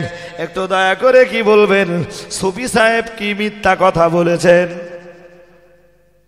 কথা বলেন, মিথ্যা কথা বলেননি। উনি যেটা করেছেন ওরে আরবিতে বলে তাওরিয়া, হ্যাঁ, আর ওর আর একটা আরবি হলো মান্তিক, বাংলায় বলে দর্শন। কি বলে? দর্শনের আশ্রয় দিয়েছে। ভাইরা আমার বলে রেখে দিন, হযরত নবী ইব্রাহিম আলাইহিস সালাম তার স্ত্রী সারাকে নিয়ে যখন অত্যাচারী বিবির এলাকা দিয়ে যাচ্ছিলেন, ও বাবাজিরা ভাইরা, বিবি সারারে ডেকে বললেন, সারা, অত্যাচারী লোক লস্করে রে, অত্যাচারী বাদশার লোক লস্করে যদি তোমায় জিজ্ঞাসা করে তুমি আমার কে হও, তুমি বলবে তুমি আমার বোন আর আমি তোমার ভাই। আর আমারে যদি জিজ্ঞাসা করে আমি বলবো আমি তোমার ভাই, তুমি আমার বোন। খবরদার যেন বিবি বলে পরিচয় দিও না। বিবি বলে পরিচয় দিলে অত্যাচারী বাদশা আমার কোল থেকে তোমাকে ছিনিয়ে নেবে। বিবি বলে যেন পরিচয় দিবি না। ও বাবাজিরা ভাইরা, মাথায় রাখুন, অত্যাচারী বাদশার লোক লস্করদের কাছে যখন চলে এলেন, বিবি সারাকে ডেকে আলাদা করে জিজ্ঞেস করা হলো, ওই ছেলেটি তোমার কে হয়? বিবি সারা বললেন, উনি আমার ভাই আর আমি ওনার বোন। জাতির জনক, জাতির পিতা আল্লাহর নবী ইব্রাহিমকে ডেকে বলা হলো, হে ইব্রাহিম, এই মেয়েটি তোমার কে হয় বলো। আল্লাহর নবী ইব্রাহিম বলেছিলেন, ওই মেয়েটি হলো আমার বোন, আমি হলাম ওর ভাই। অত্যাচারী বাদশার লোক লস্করেরা বিবি সারাকে ছেড়ে দিল। বেশ কিছু দূর চলে আসবার পরে বিবি সারা আল্লাহর নবী ইব্রাহিমকে জিজ্ঞাসা করলেন, হে আল্লাহর নবী ইব্রাহিম, মহান রব্বুল আলামিন আল্লাহ আপনাকে নবী বানিয়েছেন, মহান আল্লাহ আপনাকে অনেক অনেক সম্মান দিয়েছেন, অনেক অনেক ইজ্জত আল্লাহ আপনাকে দিয়েছেন, কিন্তু আল্লাহর একজন নবী হয়ে আজ আপনি মিথ্যা কথা বলবেন, আমি বিবি সারা একবারও তো কল্পনা করিনি। হযরত নবী ইব্রাহিম আলাইহিস সালাম বিবি সারারে ডেকে বললেন, সারা, মিথ্যা কথাটা কোথায় বললাম বলো। বিবি সারা বললেন, হুজুর, আমি হলাম আপনার বিবি আর আপনি বিবিকে বোন বলে পরিচয় দিলেন, এটা কি মিথ্যা কথা বলা হলো না? আল্লাহর নবী ইব্রাহিম বললেন, বিবি রে, তুমি জানো না, লাইসা আলা ওয়াজহিল আরদি মুমিনুন গায়রু ওয়া গায়রুকে। হে আমার বিবি সানাব, লাইসা আলা ওয়াজহিল আরদি মুমিনুন গায়রি ওয়া গায়রুকে। তামাম পৃথিবীর মাটিতে দুনিয়াবি সম্পর্কে যদিও তুমি আমার বিবি বটে, তবে এই পৃথিবীর মাটিতে তুমি নিশ্চিতভাবে আমার ইমানি সম্পর্কের বোন। জোরে সোরে বলুন সুবহানাল্লাহ। তামাম দুনিয়ার মাটিতে, তামাম দুনিয়ার মাটিতে আর কোনো ইমানদার নাই। তাই ইমানের সম্পর্কে তুমি হলে আমার বোন আর আমি হলাম তোমার ভাই। আমি ইমানি সম্পর্কটা বুঝিয়েছি, ওরা যদি দুনিয়াবি সম্পর্ক বুঝে থাকে আমার কি তাতে কিছু করার থাকতে পারে? সুবহানাল্লাহ বলেন। ভাই আপনারা দুর্বল হয়ে যাচ্ছেন নাকি? আমি 1 ঘন্টা ওয়াজ করবো বলেছি, ঘন্টা খানিকের কাছে চলে গেছে, অনেকটা ছেড়ে এসছি। সেইগুলো এবারে কি করব? সেইগুলো মেরামত করব।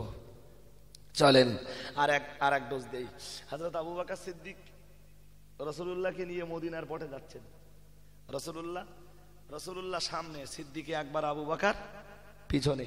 তা আবু বকর প্রখ্যাত বিখ্যাত ব্যবসায়ী, বহু লোক আবু বকরকে চেনে। তা চেনা পরিচিত লোক যারা আবু বকরকে হয়তো চেনে, রাসূলুল্লাহকে চেনে না।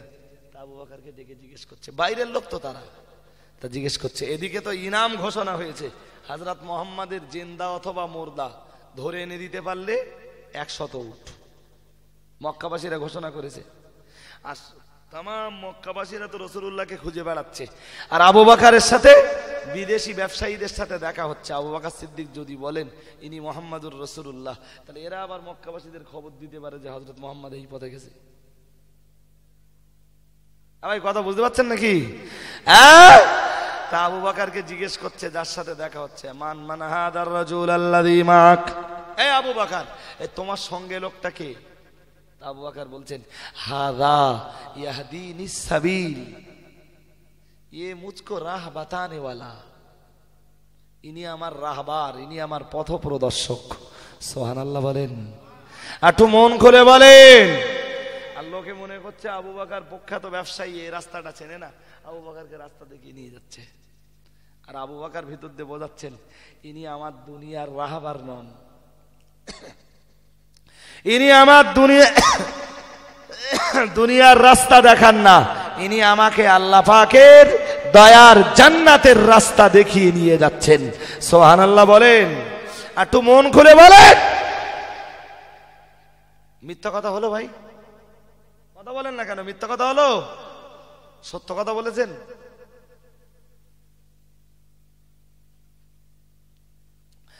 ভাইরা আমার মনে রেখে দিন, হযরত ফুযাইল ইবনে আয়াসকে ডেকে বলা হলো, তো আমাদের কাছে ইনফরমেশন আছে তোমার পীর তোমার ঘরের ভিতরে রয়েছে। ফুযাইল ইবনে আয়াস বললেন, আমার পীর যদি আমার ঘরের ভিতরে থাকে, আপনারা আমার পীর সাহেবকে আমার ঘর সার্চ করে বার করে নিয়ে যেতে পারেন। পুলিশ প্রশাসনের দল বলছে, ফুযাইল অত কথা আমরা শুনতে চাই না, শুধু একবার তুমি বলে দাও তোমার ঘরের ভিতরে তোমার পীর আছে কিনা। মানতে কি চাল পুলিশের কাছে চলে না, তুমি বলো তোমার পীর আছে না নেই। তোমারে আমরা এত বিশ্বাস করি, এত সত্যবাদী হিসাবে জানি, তুমি একবার বলে দিলে তোমার ঘর আমরা সার্চ করবো না, এমনি চলে যাব। ফুযাইল ইবনে আয়াস খুব ভাবছেন, তাই তো যদি বলি পীর ঘরে আছেন, তার পীরকে জেলে যেতে হয়। আর যদি বলি না আমার পীর আমার ঘরে নেই, বাড়িতে নেই, তাহলে শুধু মিথ্যা কথা বলতে হয়, তাই না? মিথ্যা কথা বলার জন্য আমার জাহান্নামের জেলখানায় যেতে হয়। হয় আমার পীরের জন্য দুনিয়ার জেলখানা, নইলে নিজের জন্য পরকাল জাহান্নামের জেলখানা। কি করব? ফুযাইল ইবনে আয়াস মাথা নিচু করলেন, আর মাথা নিচু করে ভাবছেন আমার পীরের জন্য আমি মিথ্যা কথা বলতে পারবো কিনা। ও বাবাজিরা, ভাইরা, মাথায় রাখুন, মনে সিদ্ধান্ত নিয়েছেন আমি আমার পীরকে বাঁচানোর জন্য জাবাল থেকে একটা মিথ্যা কথা বললে পুলিশ চলে যাবে, আমার পীরকে দুনিয়ার জেলখানার ভিতরে যেতে হয় না, কিন্তু একটা মিথ্যা বলার জন্য আমাকে তো জাহান্নামের জেলখানায় যেতে হয়। আল্লাহ আমার প্রতি নারাজ হয়ে যান, সোনার নবী রাসূলুল্লাহ আমার প্রতি অসন্তুষ্ট হয়ে যাবেন। মিথ্যা কথা বললে আমার পীরকে খুশি করা যাবে, আল্লাহ মালিককে আমি খুশি করাতে পারবো না, সরওয়ারে কায়নাত মুহাম্মাদুর রাসূলুল্লাহ সাল্লাল্লাহু আলাইহি ওয়াসাল্লামকে আমি খুশি করাতে পারবো না। হোমিয়া ভালো করি মাথায় রাখুন, ফুজাইল ইবনে আয়াজ মনে মনে ভাবছেন আমার জবানের একটা মিথ্যা কথা আমার পীরকে জেলখানা থেকে বাঁচাতে পারে না। আমার পীরকে জেলখানা থেকে বাঁচানোর মালিক আমার আল্লাহ, জেলখানার ভিতরে ভরে দেওয়ার মালিক আল্লাহ, জেল থেকে নিষ্কৃতি দেওয়ার মালিক আল্লাহ। দুনিয়ার কোন মানুষ ইচ্ছা করে আমার পীরকে জেলখানায়ও দিতে পারে না, আমার পীরকে জেলখানার ভিতর থেকে বাঁচাতে পারে না। জেলের ভিতরে ভরে দেওয়ার মালিক আমার আল্লাহ, জেলের ভিতর থেকে বার করার মালিক আমার আল্লাহ। আমি আমার আল্লাহর সাথে নাফরমানি করব না, আমার পীরকে বাঁচাতে যে আমি মিথ্যা কথা বলবো না, তারপরে নসিবে যেটাই আছে সেটাই হবে। আমার আল্লাহ মিথ্যা কথা বললে আমার প্রতি অসন্তুষ্ট হয়ে যাবেন। সোনার নবী রাসূলুল্লাহ মিথ্যা কথা বললে আমার প্রতি অসন্তুষ্ট হয়ে যাবেন। আমি আমার পীরকে যত ভালোবাসি আল্লাহর রাসূলকে তার চেয়ে অনেক অনেক গুণ বেশি ভালোবাসি। সুতরাং পীরকে বাঁচাতে যে আমি আল্লাহর রাসূলের ভালোবাসাকে জ্বলন জেলে দিতে পারবো না। জোরে সোরে বলুন সুবহানাল্লাহ, একটু মহব্বত করে বলেন। পীরের জন্য মিথ্যা কথা বলা যাবে? কথা বলেন না। কোন পীর আর পীরজাদার জন্য কাউকে ঘৃণা করা যাবে? হারগিজ নয়, হারগিজ নয়। পীরের নির্দেশ মানব ততক্ষণ যতক্ষণ পীরের নির্দেশ কোরআন হাদিস অনুযায়ী হয়। তার মানে এই নয়, হারগিজ নয় কোন পীর পীরজাদা বলে দেবে রজব আলীর দাওয়াত করো না, আমরা বয়কট করে রেখেছি। আর আমি দেশের সাধারণ জনগণ আমার পীরের কথায় রজব আলীর মতো একজন জি সঙ্গত যোগ্য আলেমকে আমিও বয়কট করে রাখবো, এটি হারগিজ হতে পারে না। এটা যারা মুখস্থ থাকে আপনাদের, আপনারা ঘুমাচ্ছেন নাকি? একটু দুর্বল হয়েছেন। বাইরে আমার মনে রেখে দিন, ভুলে বুঝবেন না। বলতে বলতে অনেক দূর চলে এসেছি। আল্লাহর প্রিয় বান্দা ফুজাইল ইবনে আয়াজ বললেন আমার পীরকে আমি ভালোবাসি, ভালোবেসে এসেছি, ভালোবাসা জায়গা দিয়েছি। ভবিষ্যতে যতদিন বেঁচে থাকবো আমার পীরকে আমি ভালোবাসবো। তবে পীরের ভালোবাসার মর্ম এটা নয় পীরের জন্য মিথ্যা কথা বলে আল্লাহ রসুলকে আমি বেজার করে নেব, আল্লাহ রসুলকে আমি অসন্তুষ্ট করে তুলব। এটি কশিন কালো আমার পক্ষে সম্ভব নয়। অমিয়া ভালো করি মাথায় রাখুন। ফুজাইল ইবনে আয়াজ মাথাটা উঁচু করলেন, উঁচু করে বললেন আপনারা এই ঘরটা খুঁজে দেখতে পারেন, আমার পীরকে আমি এই ঘরের ভিতরে ঢুকতে দেখেছিলাম। পুলিশ ঢুকে পড়লে খোঁজলে, আর পুলিশ যখন খুঁজছে, পুলিশ যখন ঘরের ভিতরে ঢুকছে, ফোজাইল তখন আল্লাহ শাহী দরবারে হাত তুলে দোয়া চাইছে, আল্লাহ আল্লাহ আমার বাড়ি থেকে যদি আমার পীর হাসান বসরিকে ধরে নিয়ে চলে যায়, আল্লাহ এ অপমান আমি সইতে পারবো না। আমি ইচ্ছা করলে মিথ্যা কথা বলতে পারতাম, আর মিথ্যা কথা বললে পুলিশ আমার বাড়ি থেকে চলে যেত আল্লাহ, কিন্তু মিথ্যা কথা বললে আমার পীরকে হয়তো বাঁচানো যেত। মালিক আল্লাহ তুমি তো আমার প্রতি অসন্তুষ্ট হয়ে যেতে। সোনার নবী সরওয়ারে কায়নাত মুহাম্মদুর রাসূলুল্লাহ সাল্লাল্লাহু আলাইহি ওয়াসাল্লাম আমার প্রতি বড় অসন্তুষ্ট হয়ে যেতেন। আল্লাহ মেহেরবানি করে আল্লাহ তোমার শাহী দরবারে করুন মিনতি, আমার জবানের একটা মিথ্যা কথা আমার পীরকে বাঁচাতে পারে না। আমার পীরকে বাঁচানোর মালিক আমার আল্লাহ, আর আমার পীরকে মারার মালিক আমার আল্লাহ, আমার পীরকে জেলের ভিতরে ভরে দেওয়ার মালিক আমার আল্লাহ, আমার পীরকে জেলখানার ভিতর থেকে বার করার মালিক আমার আল্লাহ। সুতরাং আমি আমার পীরের জন্য মিথ্যা কথা বলতে যাব কেন? তাই সত্য কথা বললে বাবু যে দরবারে হাত তুললে হয়, তোমার শাহী দরবারে দুকারে হাত তুলেছি আল্লাহ, তুমি পুলিশের চোখে এমন পর্দা লাগিয়ে দাও, এমন পর্দা ফেলে দাও, পুলিশ জানো আমার পীর কি ঘরের ভিতরে ঢুকেও খুঁজে না পায়। একটু মহব্বত করে বলুন আল্লাহর প্রিয় বান্দা ফজাইল ইবনে আয়াজের দোয়া আল্লাহ শাহিদার বাড়ি কবুল হয়ে গেল। পুলিশ ঘরের ভিতরে ঢুকে গেল, আর ঘরের ভিতর থেকে 7 বার বার হলো, 7 বার ঘরের ভিতরে ঢুকলো, কিন্তু ফজাইল ইবনে আয়াজের পীরকে তারা ঘরের ভিতরে খুঁজে পেল না।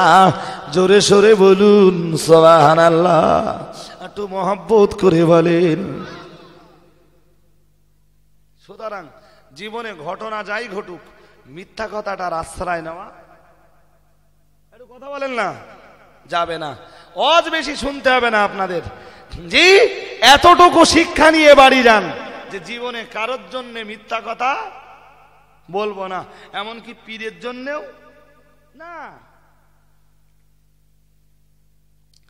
ভাইরা আমার মনে রেখে দিন, ইতিহাস অনেক লম্বা। পুলিশ ঘরের ভিতরে 7 বার ঢুকলো আর 7 বার বার হলো। ও মুসলমান, ফজাইল ইবনে আয়াজের পীরের গায়ে পুলিশের মাঝে মাঝে মাঝে হাত পা লাগলো। এরপরেও হযরতি হাসান বাসারী রহমাতুল্লাহ আলাইহিকে খুঁজে পেল না। ইতিহাস অনেক লম্বা।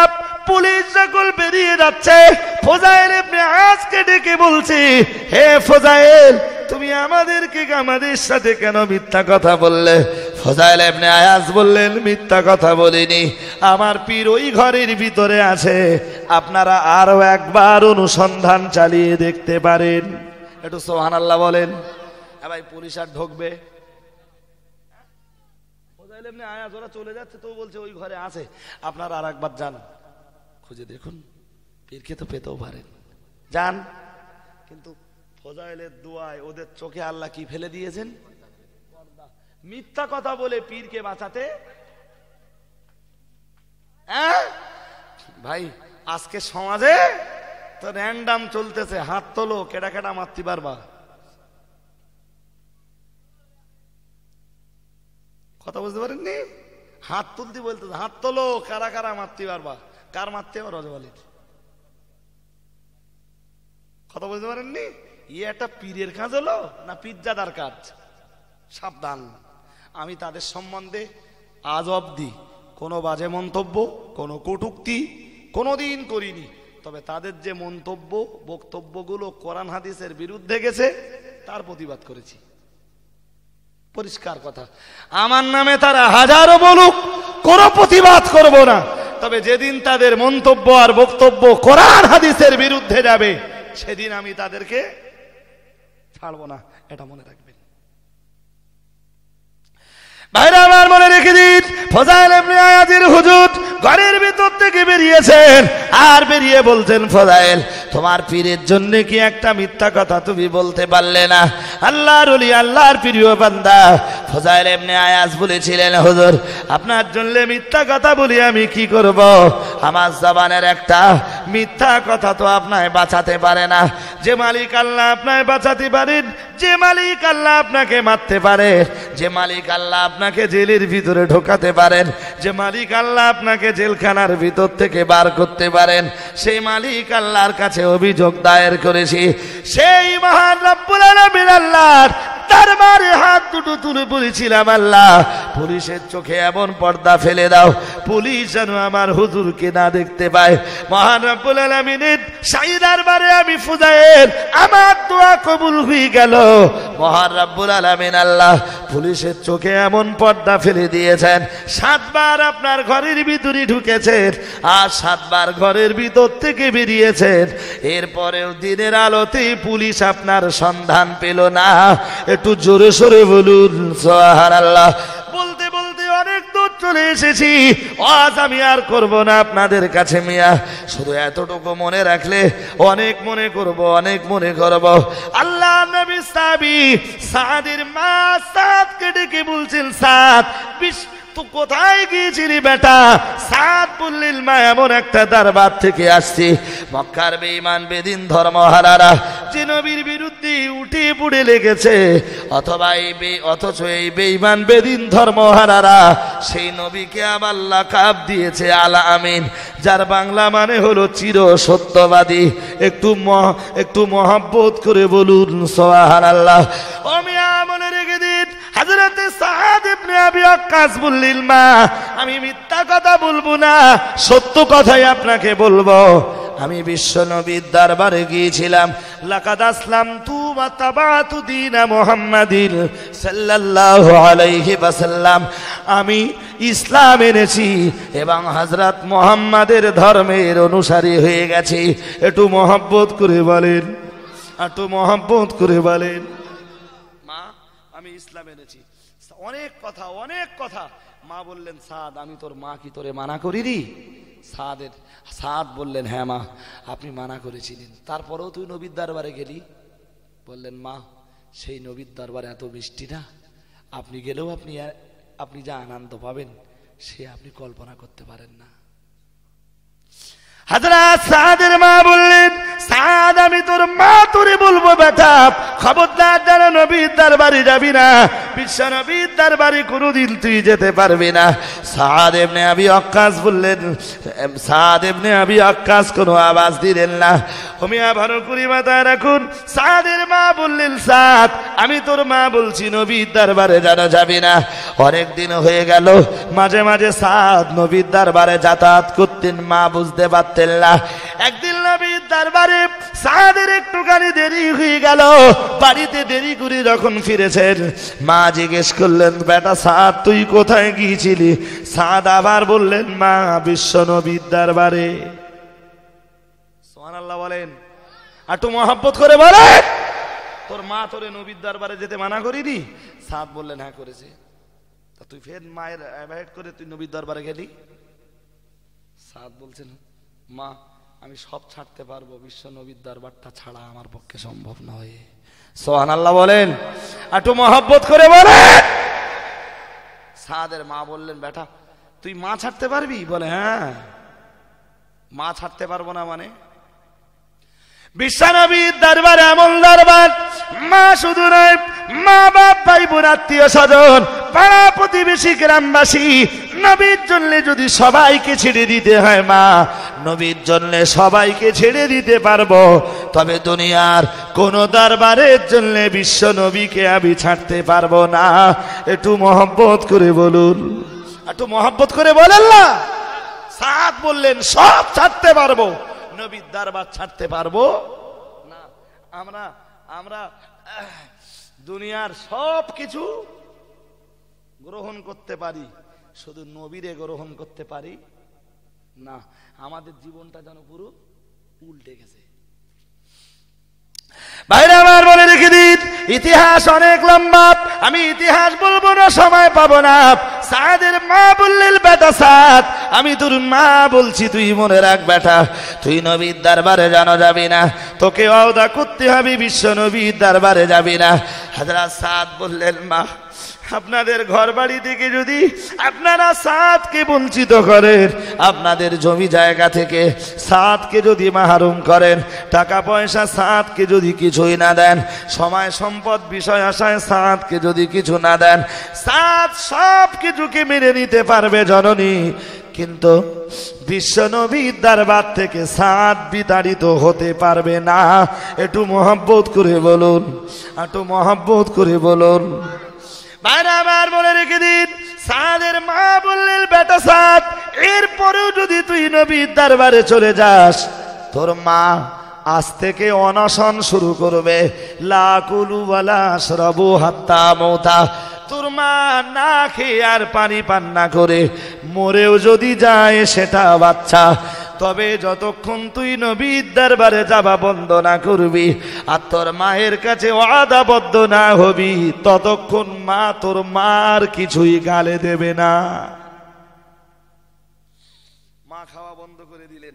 হাদিস শরীফে এসেছে, জি 24 ঘন্টা পেরিয়ে গেল, সাদ মায়ের কদম জড়িয়ে ধরে বললেন, মা বিশ্ব নবীর দরবারে যে আমি কতটুকু অন্যায় করেছি, আপনি না খেয়ে মরে যাবেন, আমি মা বলবো কারে? সাদের চোখের পানিতে মায়ের চিড়ে ভিজল না। আল্লাহর নবী সাহাবী সাদের মা বললেন, সাদ নবীর দরবারে যাওয়া বন্ধ না হওয়া পর্যন্ত, অথবা ওয়াদাবদ্ধ না হওয়া পর্যন্ত আমি তোর মা আমি তোর মা খানা পিনা করব না। 48 ঘন্টা অতিবাহিত হয়ে গেল। সাদ আবার মায়ের পায়ে পা দুটো জড়িয়ে ধরলেন।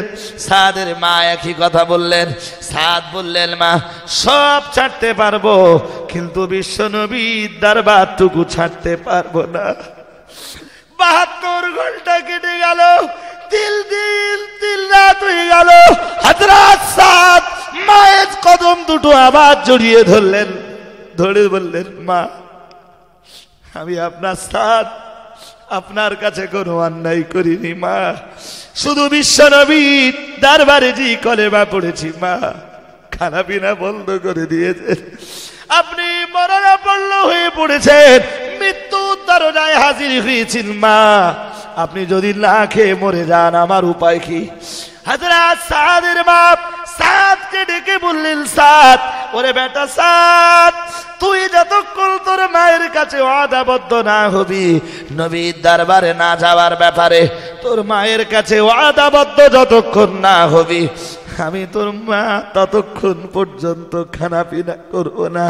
হযরত সাদ বললেন, জরুরি মহান রব্বুল আলামিন আল্লাহ 1000 বার যদি আপনার জীবন ফিরিয়ে দেন, না খেয়ে যদি 1000 বার আপনি মরে যান, সেটাও সাদের জন্য ভালো, কিন্তু সাদ বিশ্বনবীর দরবার ছাড়তে পারবে না।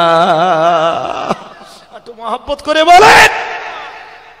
সব ছেড়েছেন সাহাবীরা, জমি জায়গা বিষয় আশায় সময় সম্পদ সব ছেড়েছেন, বিশ্ব নবীর দরবার আর ইসলাম তারা ছাড়তে পারেননি। সুবহানাল্লাহ বলেন। আজ আমরা কোথায় কি দিয়েছি ইসলামের জন্য? কিচ্ছু দিয়েছি? একটু কথা বলেন। হ্যাঁ, আমি ওয়াজ করবো না জি। আবি কিতনা হুয়া?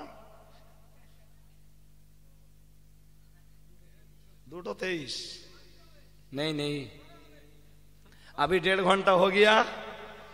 जे শোনেন, আমি বলি, আমি এসে বলেছি অজ করবো 1 ঘন্টা, গাড়িতে নেমেই বলেছি আজকে। শোনেন, মালিক রাজি থাকলে আবার যখন আসবো সেদিন আবার অজ করব জি। তো একটুখানি কাজ বাকি রয়েছে।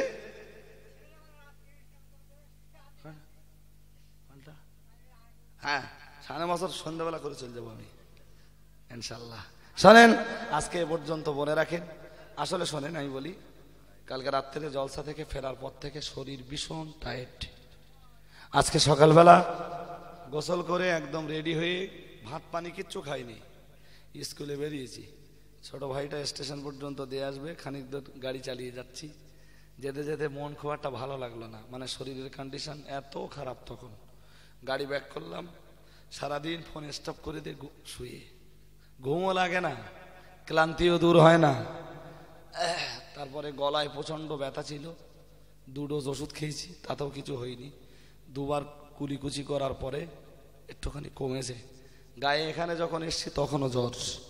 এই অবস্থাতে শুধু ওয়াদাটা পালন করতে পেরেই আল্লাহর কাছে আমি কৃতজ্ঞ, আনন্দিত। শুধু আনন্দিত না, বিরাট আনন্দিত জি।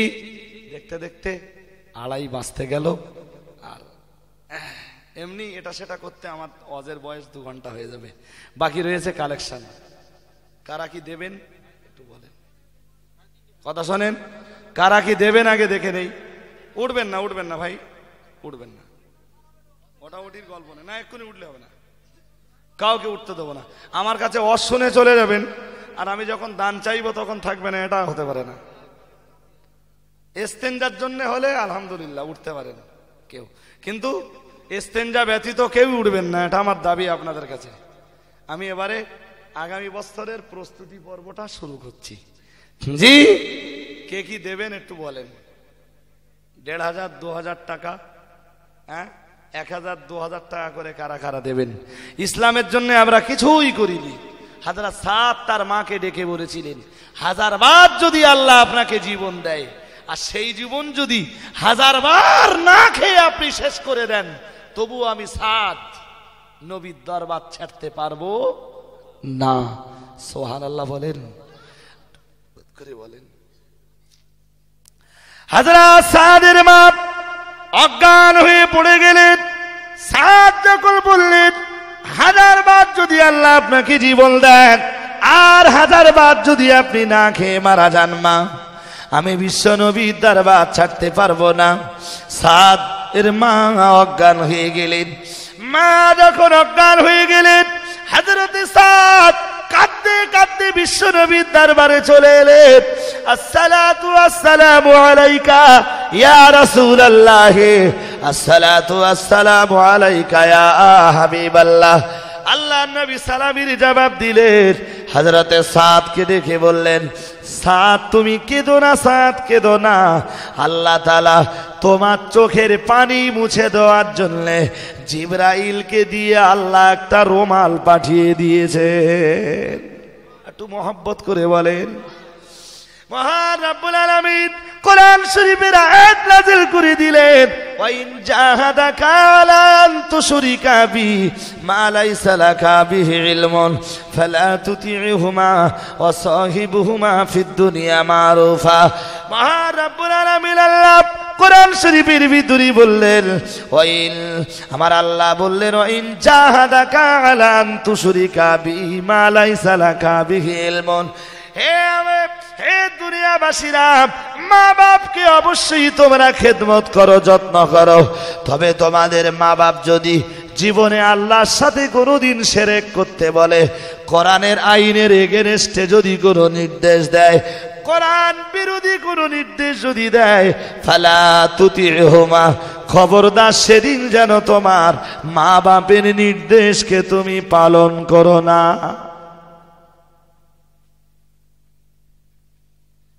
সুতরাং আমার দাবি আপনাদের কাছে, যারা আজকের মাহফিলে আপনারা বসেছেন, জি ওয়াজ যা হওয়ার পর্যাপ্ত পরিমাণ হয়েছে আলহামদুলিল্লাহ। জি আমি একদম শেষ পর্বে এসে বলছি, কিছু মাল এবার দিতে হবে। কথা বুঝতে পারেননি? এখানে অনেক বড় বড় বক্তারা এসছে, হ্যাঁ, তো সেই সমস্ত বক্তাদের তুলনায় আমি একদম ছেলে মানুষ। ভাইরা আমার মনে রেখে দিন, প্যারা নবী মুহাম্মদুর রাসূলুল্লাহ সাল্লাল্লাহু আলাইহি ওয়াসাল্লাম, আল্লাহর নবী সাহাবীরা ইসলামের জন্য তাদের সব কিছুকে কুরবান করে দিয়েছে, তাদের অর্থগুলোকে। ও বাবাজিরা, ভাইরা, একবার অনেক দূর দেশ থেকে কিছু মানুষ বিশ্ব নবীর দরবারে এলো। আল্লাহ নবীর দরবারে যখন তারা এলো, সম্পূর্ণ অর্ধনগ্ন অবস্থায় এলো। আল্লাহর নবী সাহাবীদেরকে ডেকে বললেন, সাহাবীরা, আমি মুহাম্মদ সাল্লাল্লাহু আলাইহি ওয়াসাল্লাম তোমাদেরকে বলছি, আমার দরবারে আজ অর্ধনগ্ন কিছু মানুষ এসেছে, অর্ধনগ্ন কিছু মানুষ আমার দরবারে হাজির হয়েছে।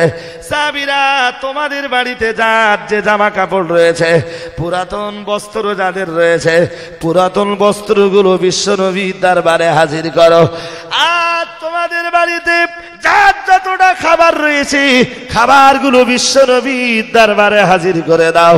আল্লাহর নবী, আল্লাহর হাবিবের সাহাবীরা নির্দেশ পাওয়ার সঙ্গে সঙ্গে বাড়ির জামা কাপড়গুলো সব বিশ্বনবীর দরবারে হাজির করে দিলেন। এক মুহূর্তের ভিতরে পুরাতন জামা কাপড়ের একটা স্তূপ তৈরি হয়ে গেল, আর একদিকে খাদ্যের একটা স্তূপ তৈরি হয়ে গেল। আল্লাহ নবী ওই অর্ধনগ্ন মানুষগুলো ডেকে বললেন, শোনো, তোমরা এই জামা কাপড়গুলো নিয়ে যাও আর এই খাদ্যগুলো নিয়ে যাও। আমার সাহাবীরা আল্লাহর সন্তুষ্টির জন্য এগুলো সব তোমাদের জন্য দান করে দিয়েছে। একটু মহব্বত করে বলেন। সুতরাং আপনাদের কাছে আমার এবারে চাইবার পালা। এই জলসা এটা বাৎসরিক, বাদশালার নামই আমি জানতাম না। বছর 2 আগে বাদশালা গ্রামের নাম জানলাম, এরা যখন দাওয়াত করলে আমার চিনতাম না। গত বছর এসেছিলাম, রাস্তা ভিতরে এত হিজিবিজি, আমায় এখন যেতে পারবো না ছেড়ে দিলে। কথা হয়তো যেতে পারবো, যে রাস্তায় এসেছি সে রাস্তায় যেতে পারবো না। কথা বুঝতে পারেননি? হ্যাঁ, যাই হোক, তো এরা গতবারও সেই গেট থেকে নিয়ে এসেছিল, এবারও গেট থেকে নিয়ে এসছে। আমি সবাইকে বলছি, মেহরবানি করে আপনারা, আল্লাহ মালিক সুযোগ দিলে আবার আসবো। জি, এবছর ছেলেরা আমার কাছ থেকে ডেট নিয়ে তাই অন্য অন্য বক্তাদেরকে দাওয়াত করেছে। একটু বলতে হবে আপনারা কে কি দেবেন আগামী বছরের জন্য। একটু তাকবীর দেন তার আগে। নারায়ে তাকবীর। জোর করে হবে না তো দেন। নারায়ে তাকবীর। এই ছেলে ফাঁকি যাচ্ছ, আমার গলা চিকিয়ে যাচ্ছে, আর একটু জোর করে মারো। এই ছেলে, ওই ফেরেশতা, নারায়ে তাকবীর। আমার চেয়ে জোর হয়নি তো, মার দেখি আর একবার টেনে, গায়ে যত শক্তি আছে মোটে চুরি করবি না। নারায়ে তাকবীর।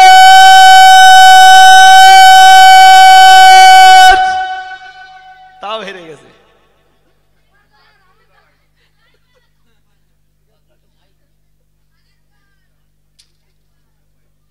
সিলসিলায়ে মুজাদ্দিদুজ্জামান, সিলসিলা হক ফুরফুরা শরীফ, অল ইন্ডিয়া সুন্নাত ওয়াল জামাত। নারায়ে তাকবীর।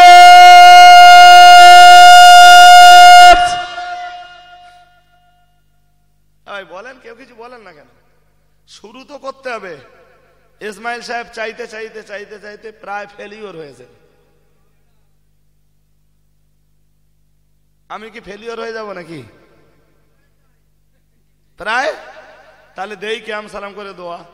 তার মানে এই না যে আমি এখনো ওয়াজ করবো আপনাদের, তা না। কথা বুঝতে পারেননি? না, মাল করে দেন।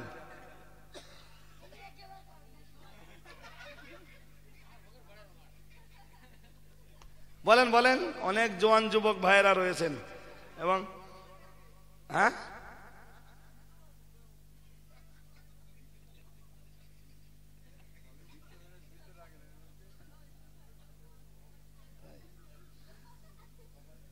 জি হ্যাঁ ভাই, কেউ কিছু বলেন না কেন?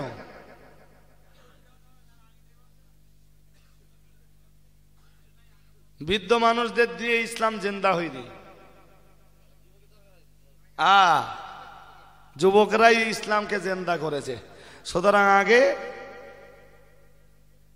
কেউ কিছু মনে নেন না, যুগে যুগে ইসলাম কায়েম হয়েছে যুবকদের দিয়ে। আর বৃদ্ধ যারা, সব বৃদ্ধরা না, তবে অধিকাংশ বৃদ্ধরাই ইসলামের কাজে, ইসলামের প্রচার কাজে কি করেছে? বিরোধিতা করেছে, বিরোধিতা করেছে। সুতরাং যুবক ভাইদেরকে আগে বলছি, ভাই একটু এগিয়ে আসুন, তাড়াতাড়ি বলুন কে কি দিতে পারবেন আগামী বছরের প্রস্তুতি পর্বে। জি, এক বস্তা আলু। কি নাম? মহিদুল মন্ডল। এই ছেলেরা বল্লা জিন্দাবাদ। এই বল্লা জিন্দাবাদ। মহিদুল মন্ডল বল্লা জিন্দাবাদ। এক বস্তা আলু বল্লা মারহাবা। নারায়ে তাকবীর। কি নাম আপনার? বাকের হোসেন মন্ডল, বলো জিন্দাবাদ। এই ছেলেরা একটু জোর করে বলতে পারবি না জিন্দাবাদ? আর একটু জোর করে বল্লা জিন্দাবাদ। 500 টাকা বল্লা মারহাবা। নারায়ে তাকবীর। বিরিয়ানি হ্যাঁ খাবি তো, খিদে কর।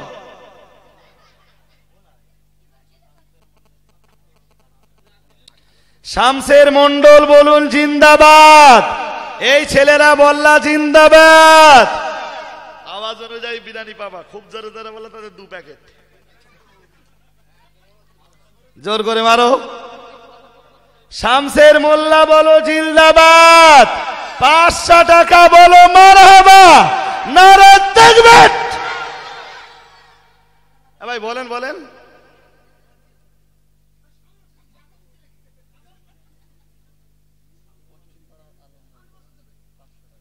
আলম মন্ডল বলুন জিন্দাবাদ। এই ছেলেরা আর একটু জোর করে বলো না জিন্দাবাদ। 500 টাকা বলুন মারহাবা। নারায়ে তাকবীর। হ্যাঁ ভাই, বেশি সময় নেন না। আল্লাহ আপনাদের দান কবুল করুন, নেক নিয়াতকে পুরা করুন, শরীরকে সুস্থ রাখুন, আয়োন্নতিতে বরকত দিন, দিদারে কাবা জিয়ারতে নবী আল্লাহ আপনাদের সকলের নসিবে কবুল করে নিন। সকলে বলুন আল্লাহুম্মা আমিন। আর একটু মহব্বত করে বলেন আমিন। নারায়ে তাকবীর। শরীফুল মন্ডল বলো জিন্দাবাদ। এই ছেলে বল্লা জিন্দাবাদ। 501 টাকা বলুন মারহাবা, নারায়ে তাকবীর। মায়েরা যদি কিছু ওয়াদা করার থাকেন একটু তাড়াতাড়ি।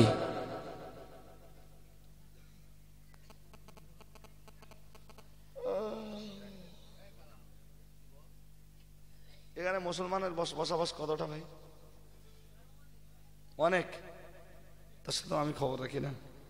যাই হোক, গত বছরে এসে লোকজন খুব একটা পাইনি, এবছর যা পেয়েছি কিছুক্ষণ তো ওয়াজ করতে পেরেছি।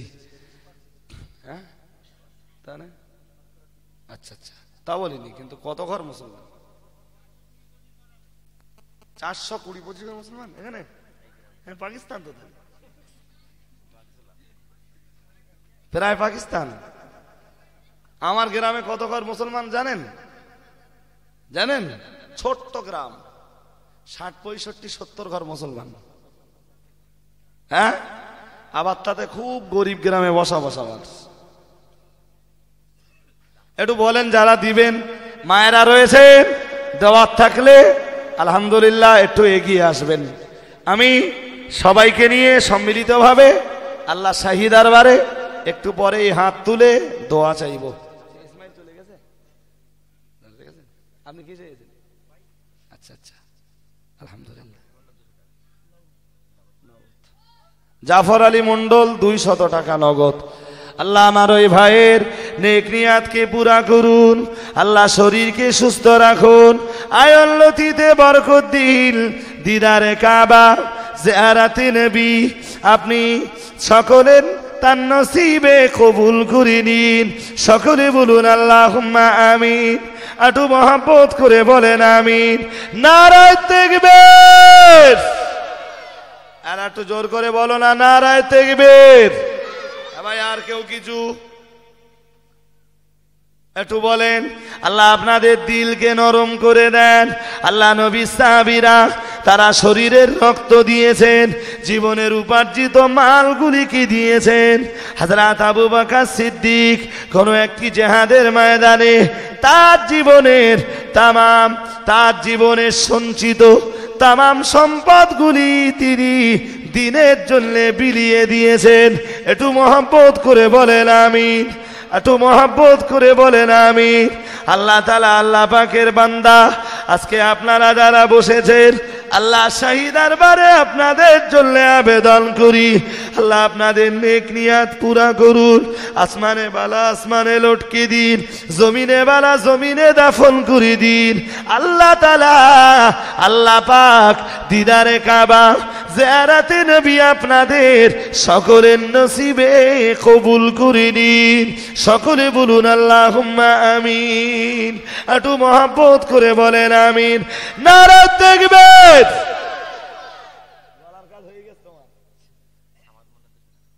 সামাদ মন্ডল 200 টাকা। হ্যাঁ ভাই, আর কে রয়েছেন একটু আগান। পর্দায় আমার মায়েরা রয়েছেন, আপনাদেরও এগিয়ে আসতে হবে। আল্লাহ পাক আপনাদের নেক নিয়াতকে পুরা করুন, সংসার জীবনে শান্তি দিন, আলা আওলাদকে আল্লাহ সুখে রাখেন। আসমানে বালা আসমানে লটকে দিন, জমিনে বালা জমিনে দাফন করে দিন। দিদারে কাবা, জিয়ারাতে নবী আল্লাহ আপনাদের সকলের নসিবে কবুল করে নিন।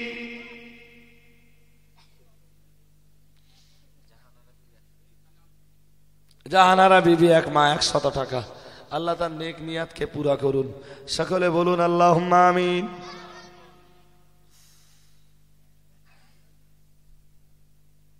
আর এক ভাই 1 বস্তা আলো। এমনি ধান চাষটা হয় না? হয়? কেউ কিছু বলে না তো, চাল টাল কিছু বলে না, সব বসে রয়েছে।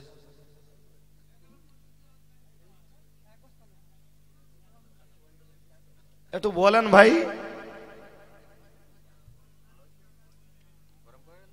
না,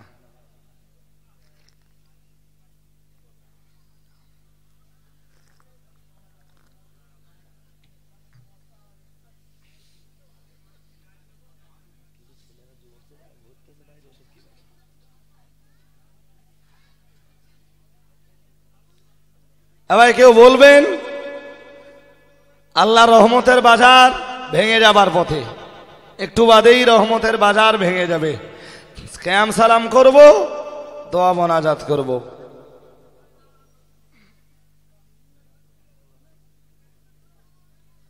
ততক্ষণে বিরিয়ানি দিয়ে নেবেন। আচ্ছা,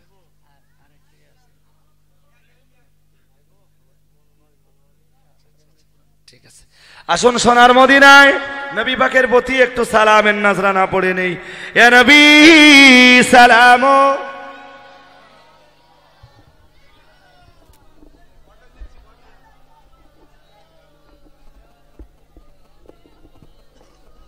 হ্যালো,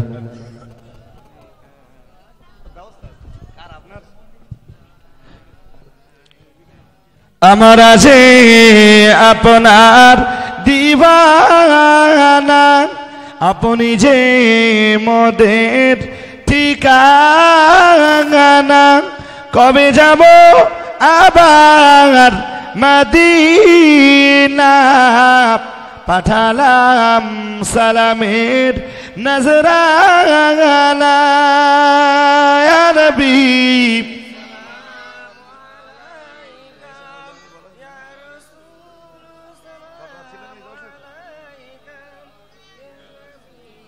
ইয়া হাবিবি সালাম আলাইকা, সালাওয়াতুল্লাহি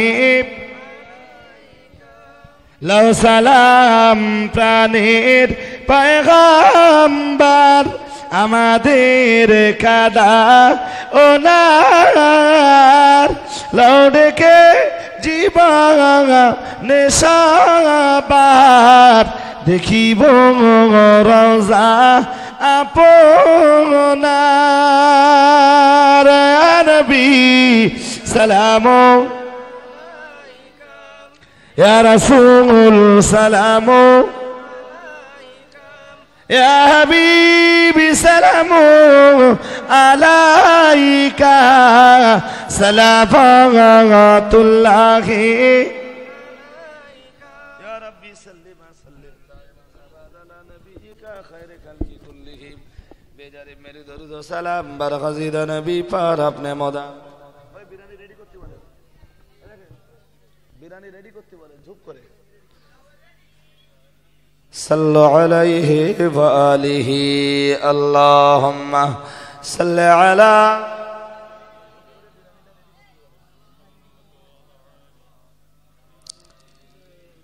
ভাই 3 খতম কোরআন শরীফ এমনি পঠিত আছে আজকের এই মজলিসের জন্য সাবরেসানি উপলক্ষে। তো বিদায়ী দোয়া মোনাজাতের আগে আপনারা একবার সূরা ফাতিহা, 3 বার সূরা ইখলাস, কয়েকবার দরুদ শরীফ আরো একটু পড়ুন। বিদায়ী দোয়া মোনাজাত হবে, বাইরে কেউ থাকবেন না। আউযুবিল্লাহি মিনাশ শাইতানির রাজিম।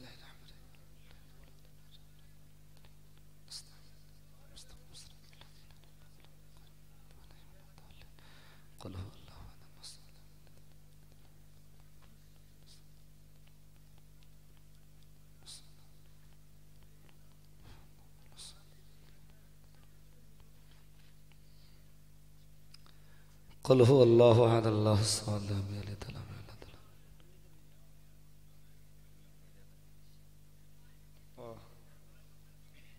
বাইরে আরেকটা ওয়াইফাই বাড়িয়েছেন, আল্লাহ তাদের লেখলে আল্লাহুম্মা সাল্লি আলা। আপনারা দিতে শুরু করে দেন, দেওয়া শুরু করে দেন। ভাইদের বাবুজিদেরকে দিয়ে মায়েদের দিকেও পৌঁছে দিন। সবাই দিলটাকে নরম করুন। বিদায়ী দোয়া মোনাজাতের জন্য হাত তুলুন। আল্লাহুম্মা আমিন। আলহামদুলিল্লাহি রাব্বিল আলামিন, আসসালাতু ওয়াসসালামু আলা রাসূলিহিল কারীম। ربنا ظلمنا أنفسنا وإن لم تغفر لنا وترحمنا لنكونن من الخاسرين. ربنا آتنا في الدنيا حسنة وفي الآخرة حسنة وقنا عذاب النار.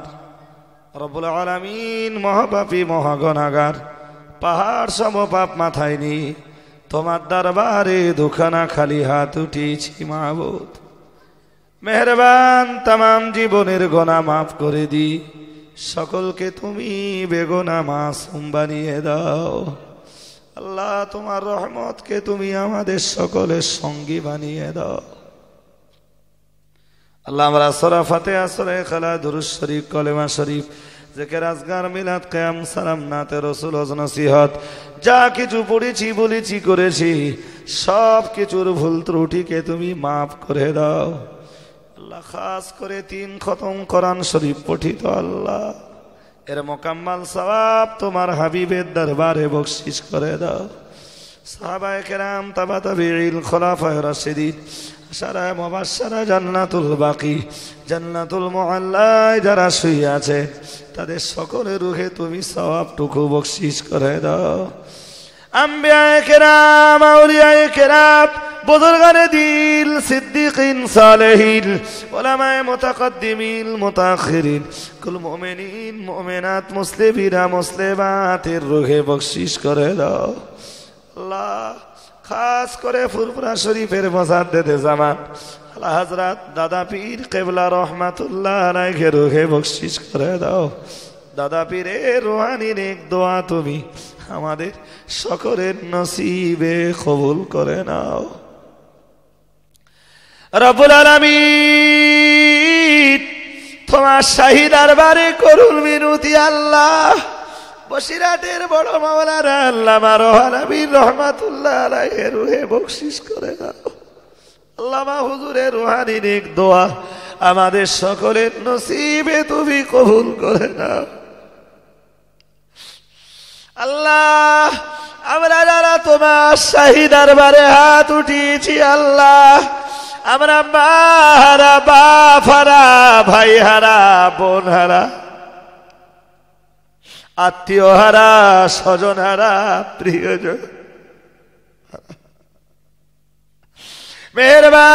মেহেরবানি করে আল্লাহ আল্লাহ আমাদের ভিতর থেকে যারা এক বিন্দু পরিমাণ ঈমান নিয়ে বিদায় হয়েছেন মাবুদ তাদের সকলের রুহে তুমি সওয়াবটুকু বখশিশ করে দাও। আল্লাহ তাদের কবরগুলোরে তুমি নূরুল আলা নূর করে দাও। কোরআনের আলোতে কবরগুলোরে তুমি আলোকিত করে দাও। রব্বুল আলামিন তোমার শাহী দরবারে কুরুল বিরতি তামাম বাদশাহ গ্রামের যত মানুষ এক বিন্দু ঈমান নিয়ে অন্ধকার কবর গহীনে যে নিজেদের হাড় হাড্ডিগুলোরে গেড়ে দিয়েছেন আল্লাহ তাদের সকলের রুহে তুমি সওয়াবটুকু বখশিশ করে দাও। আল্লাহ তাদের কবরের আযাব আর গজবকে তুমি বন্ধ করে দাও। আল্লাহ তাদের কবর জগতে তুমি রহমত নাযিল করো। আল্লাহ আজকের মাহফিল কবুল করে নিয়ে কিয়ামতের দিন এই মাহফিলকে তুমি নাজাতের একমাত্র ওয়াসিলা বানিয়ে দাও। আল্লাহ দিদারে কাবা, জিয়ারতে নবী আমাদের সকলের নসিবে তুমি কবুল করে নাও। রব্বুল আলামিন বাংলার অন্যতম আলেমে দ্বীন মুফতি সাহেবের হায়াতকে তুমি দারাজ করে দাও। রব্বুল আলামিন সত্যের সৈনিক আলেমে দ্বীন যারা আল্লাহ মেহেরবানি করে তোমার গায়বী মদত তুমি সত্যের সৈনিক আলেম দিগের নসিবে কবুল করে না। রব্বুল আলামিন তোমার দরবারে করুল বিরতি আল্লাহ ফেরেশতা জিবরাইলকে দিয়ে তুমি মদত দান করো আল্লাহ। আল্লাহুম্মা সাখির লি আদাই কামা সাখারতার রিহা لسليمان عليه السلام ولينهم كما لينت الحديد لداود عليه السلام وظللهم كما ظللت فرعون لموسى عليه السلام وقهرهم كما قهرت أبا جهل لمحمد صلى الله عليه وسلم بحرمة هذه الكلمة الطيبة بحق لا إله إلا الله محمد رسول الله السلام عليكم ورحمة الله কেউ যদি বিরিয়ানি না পান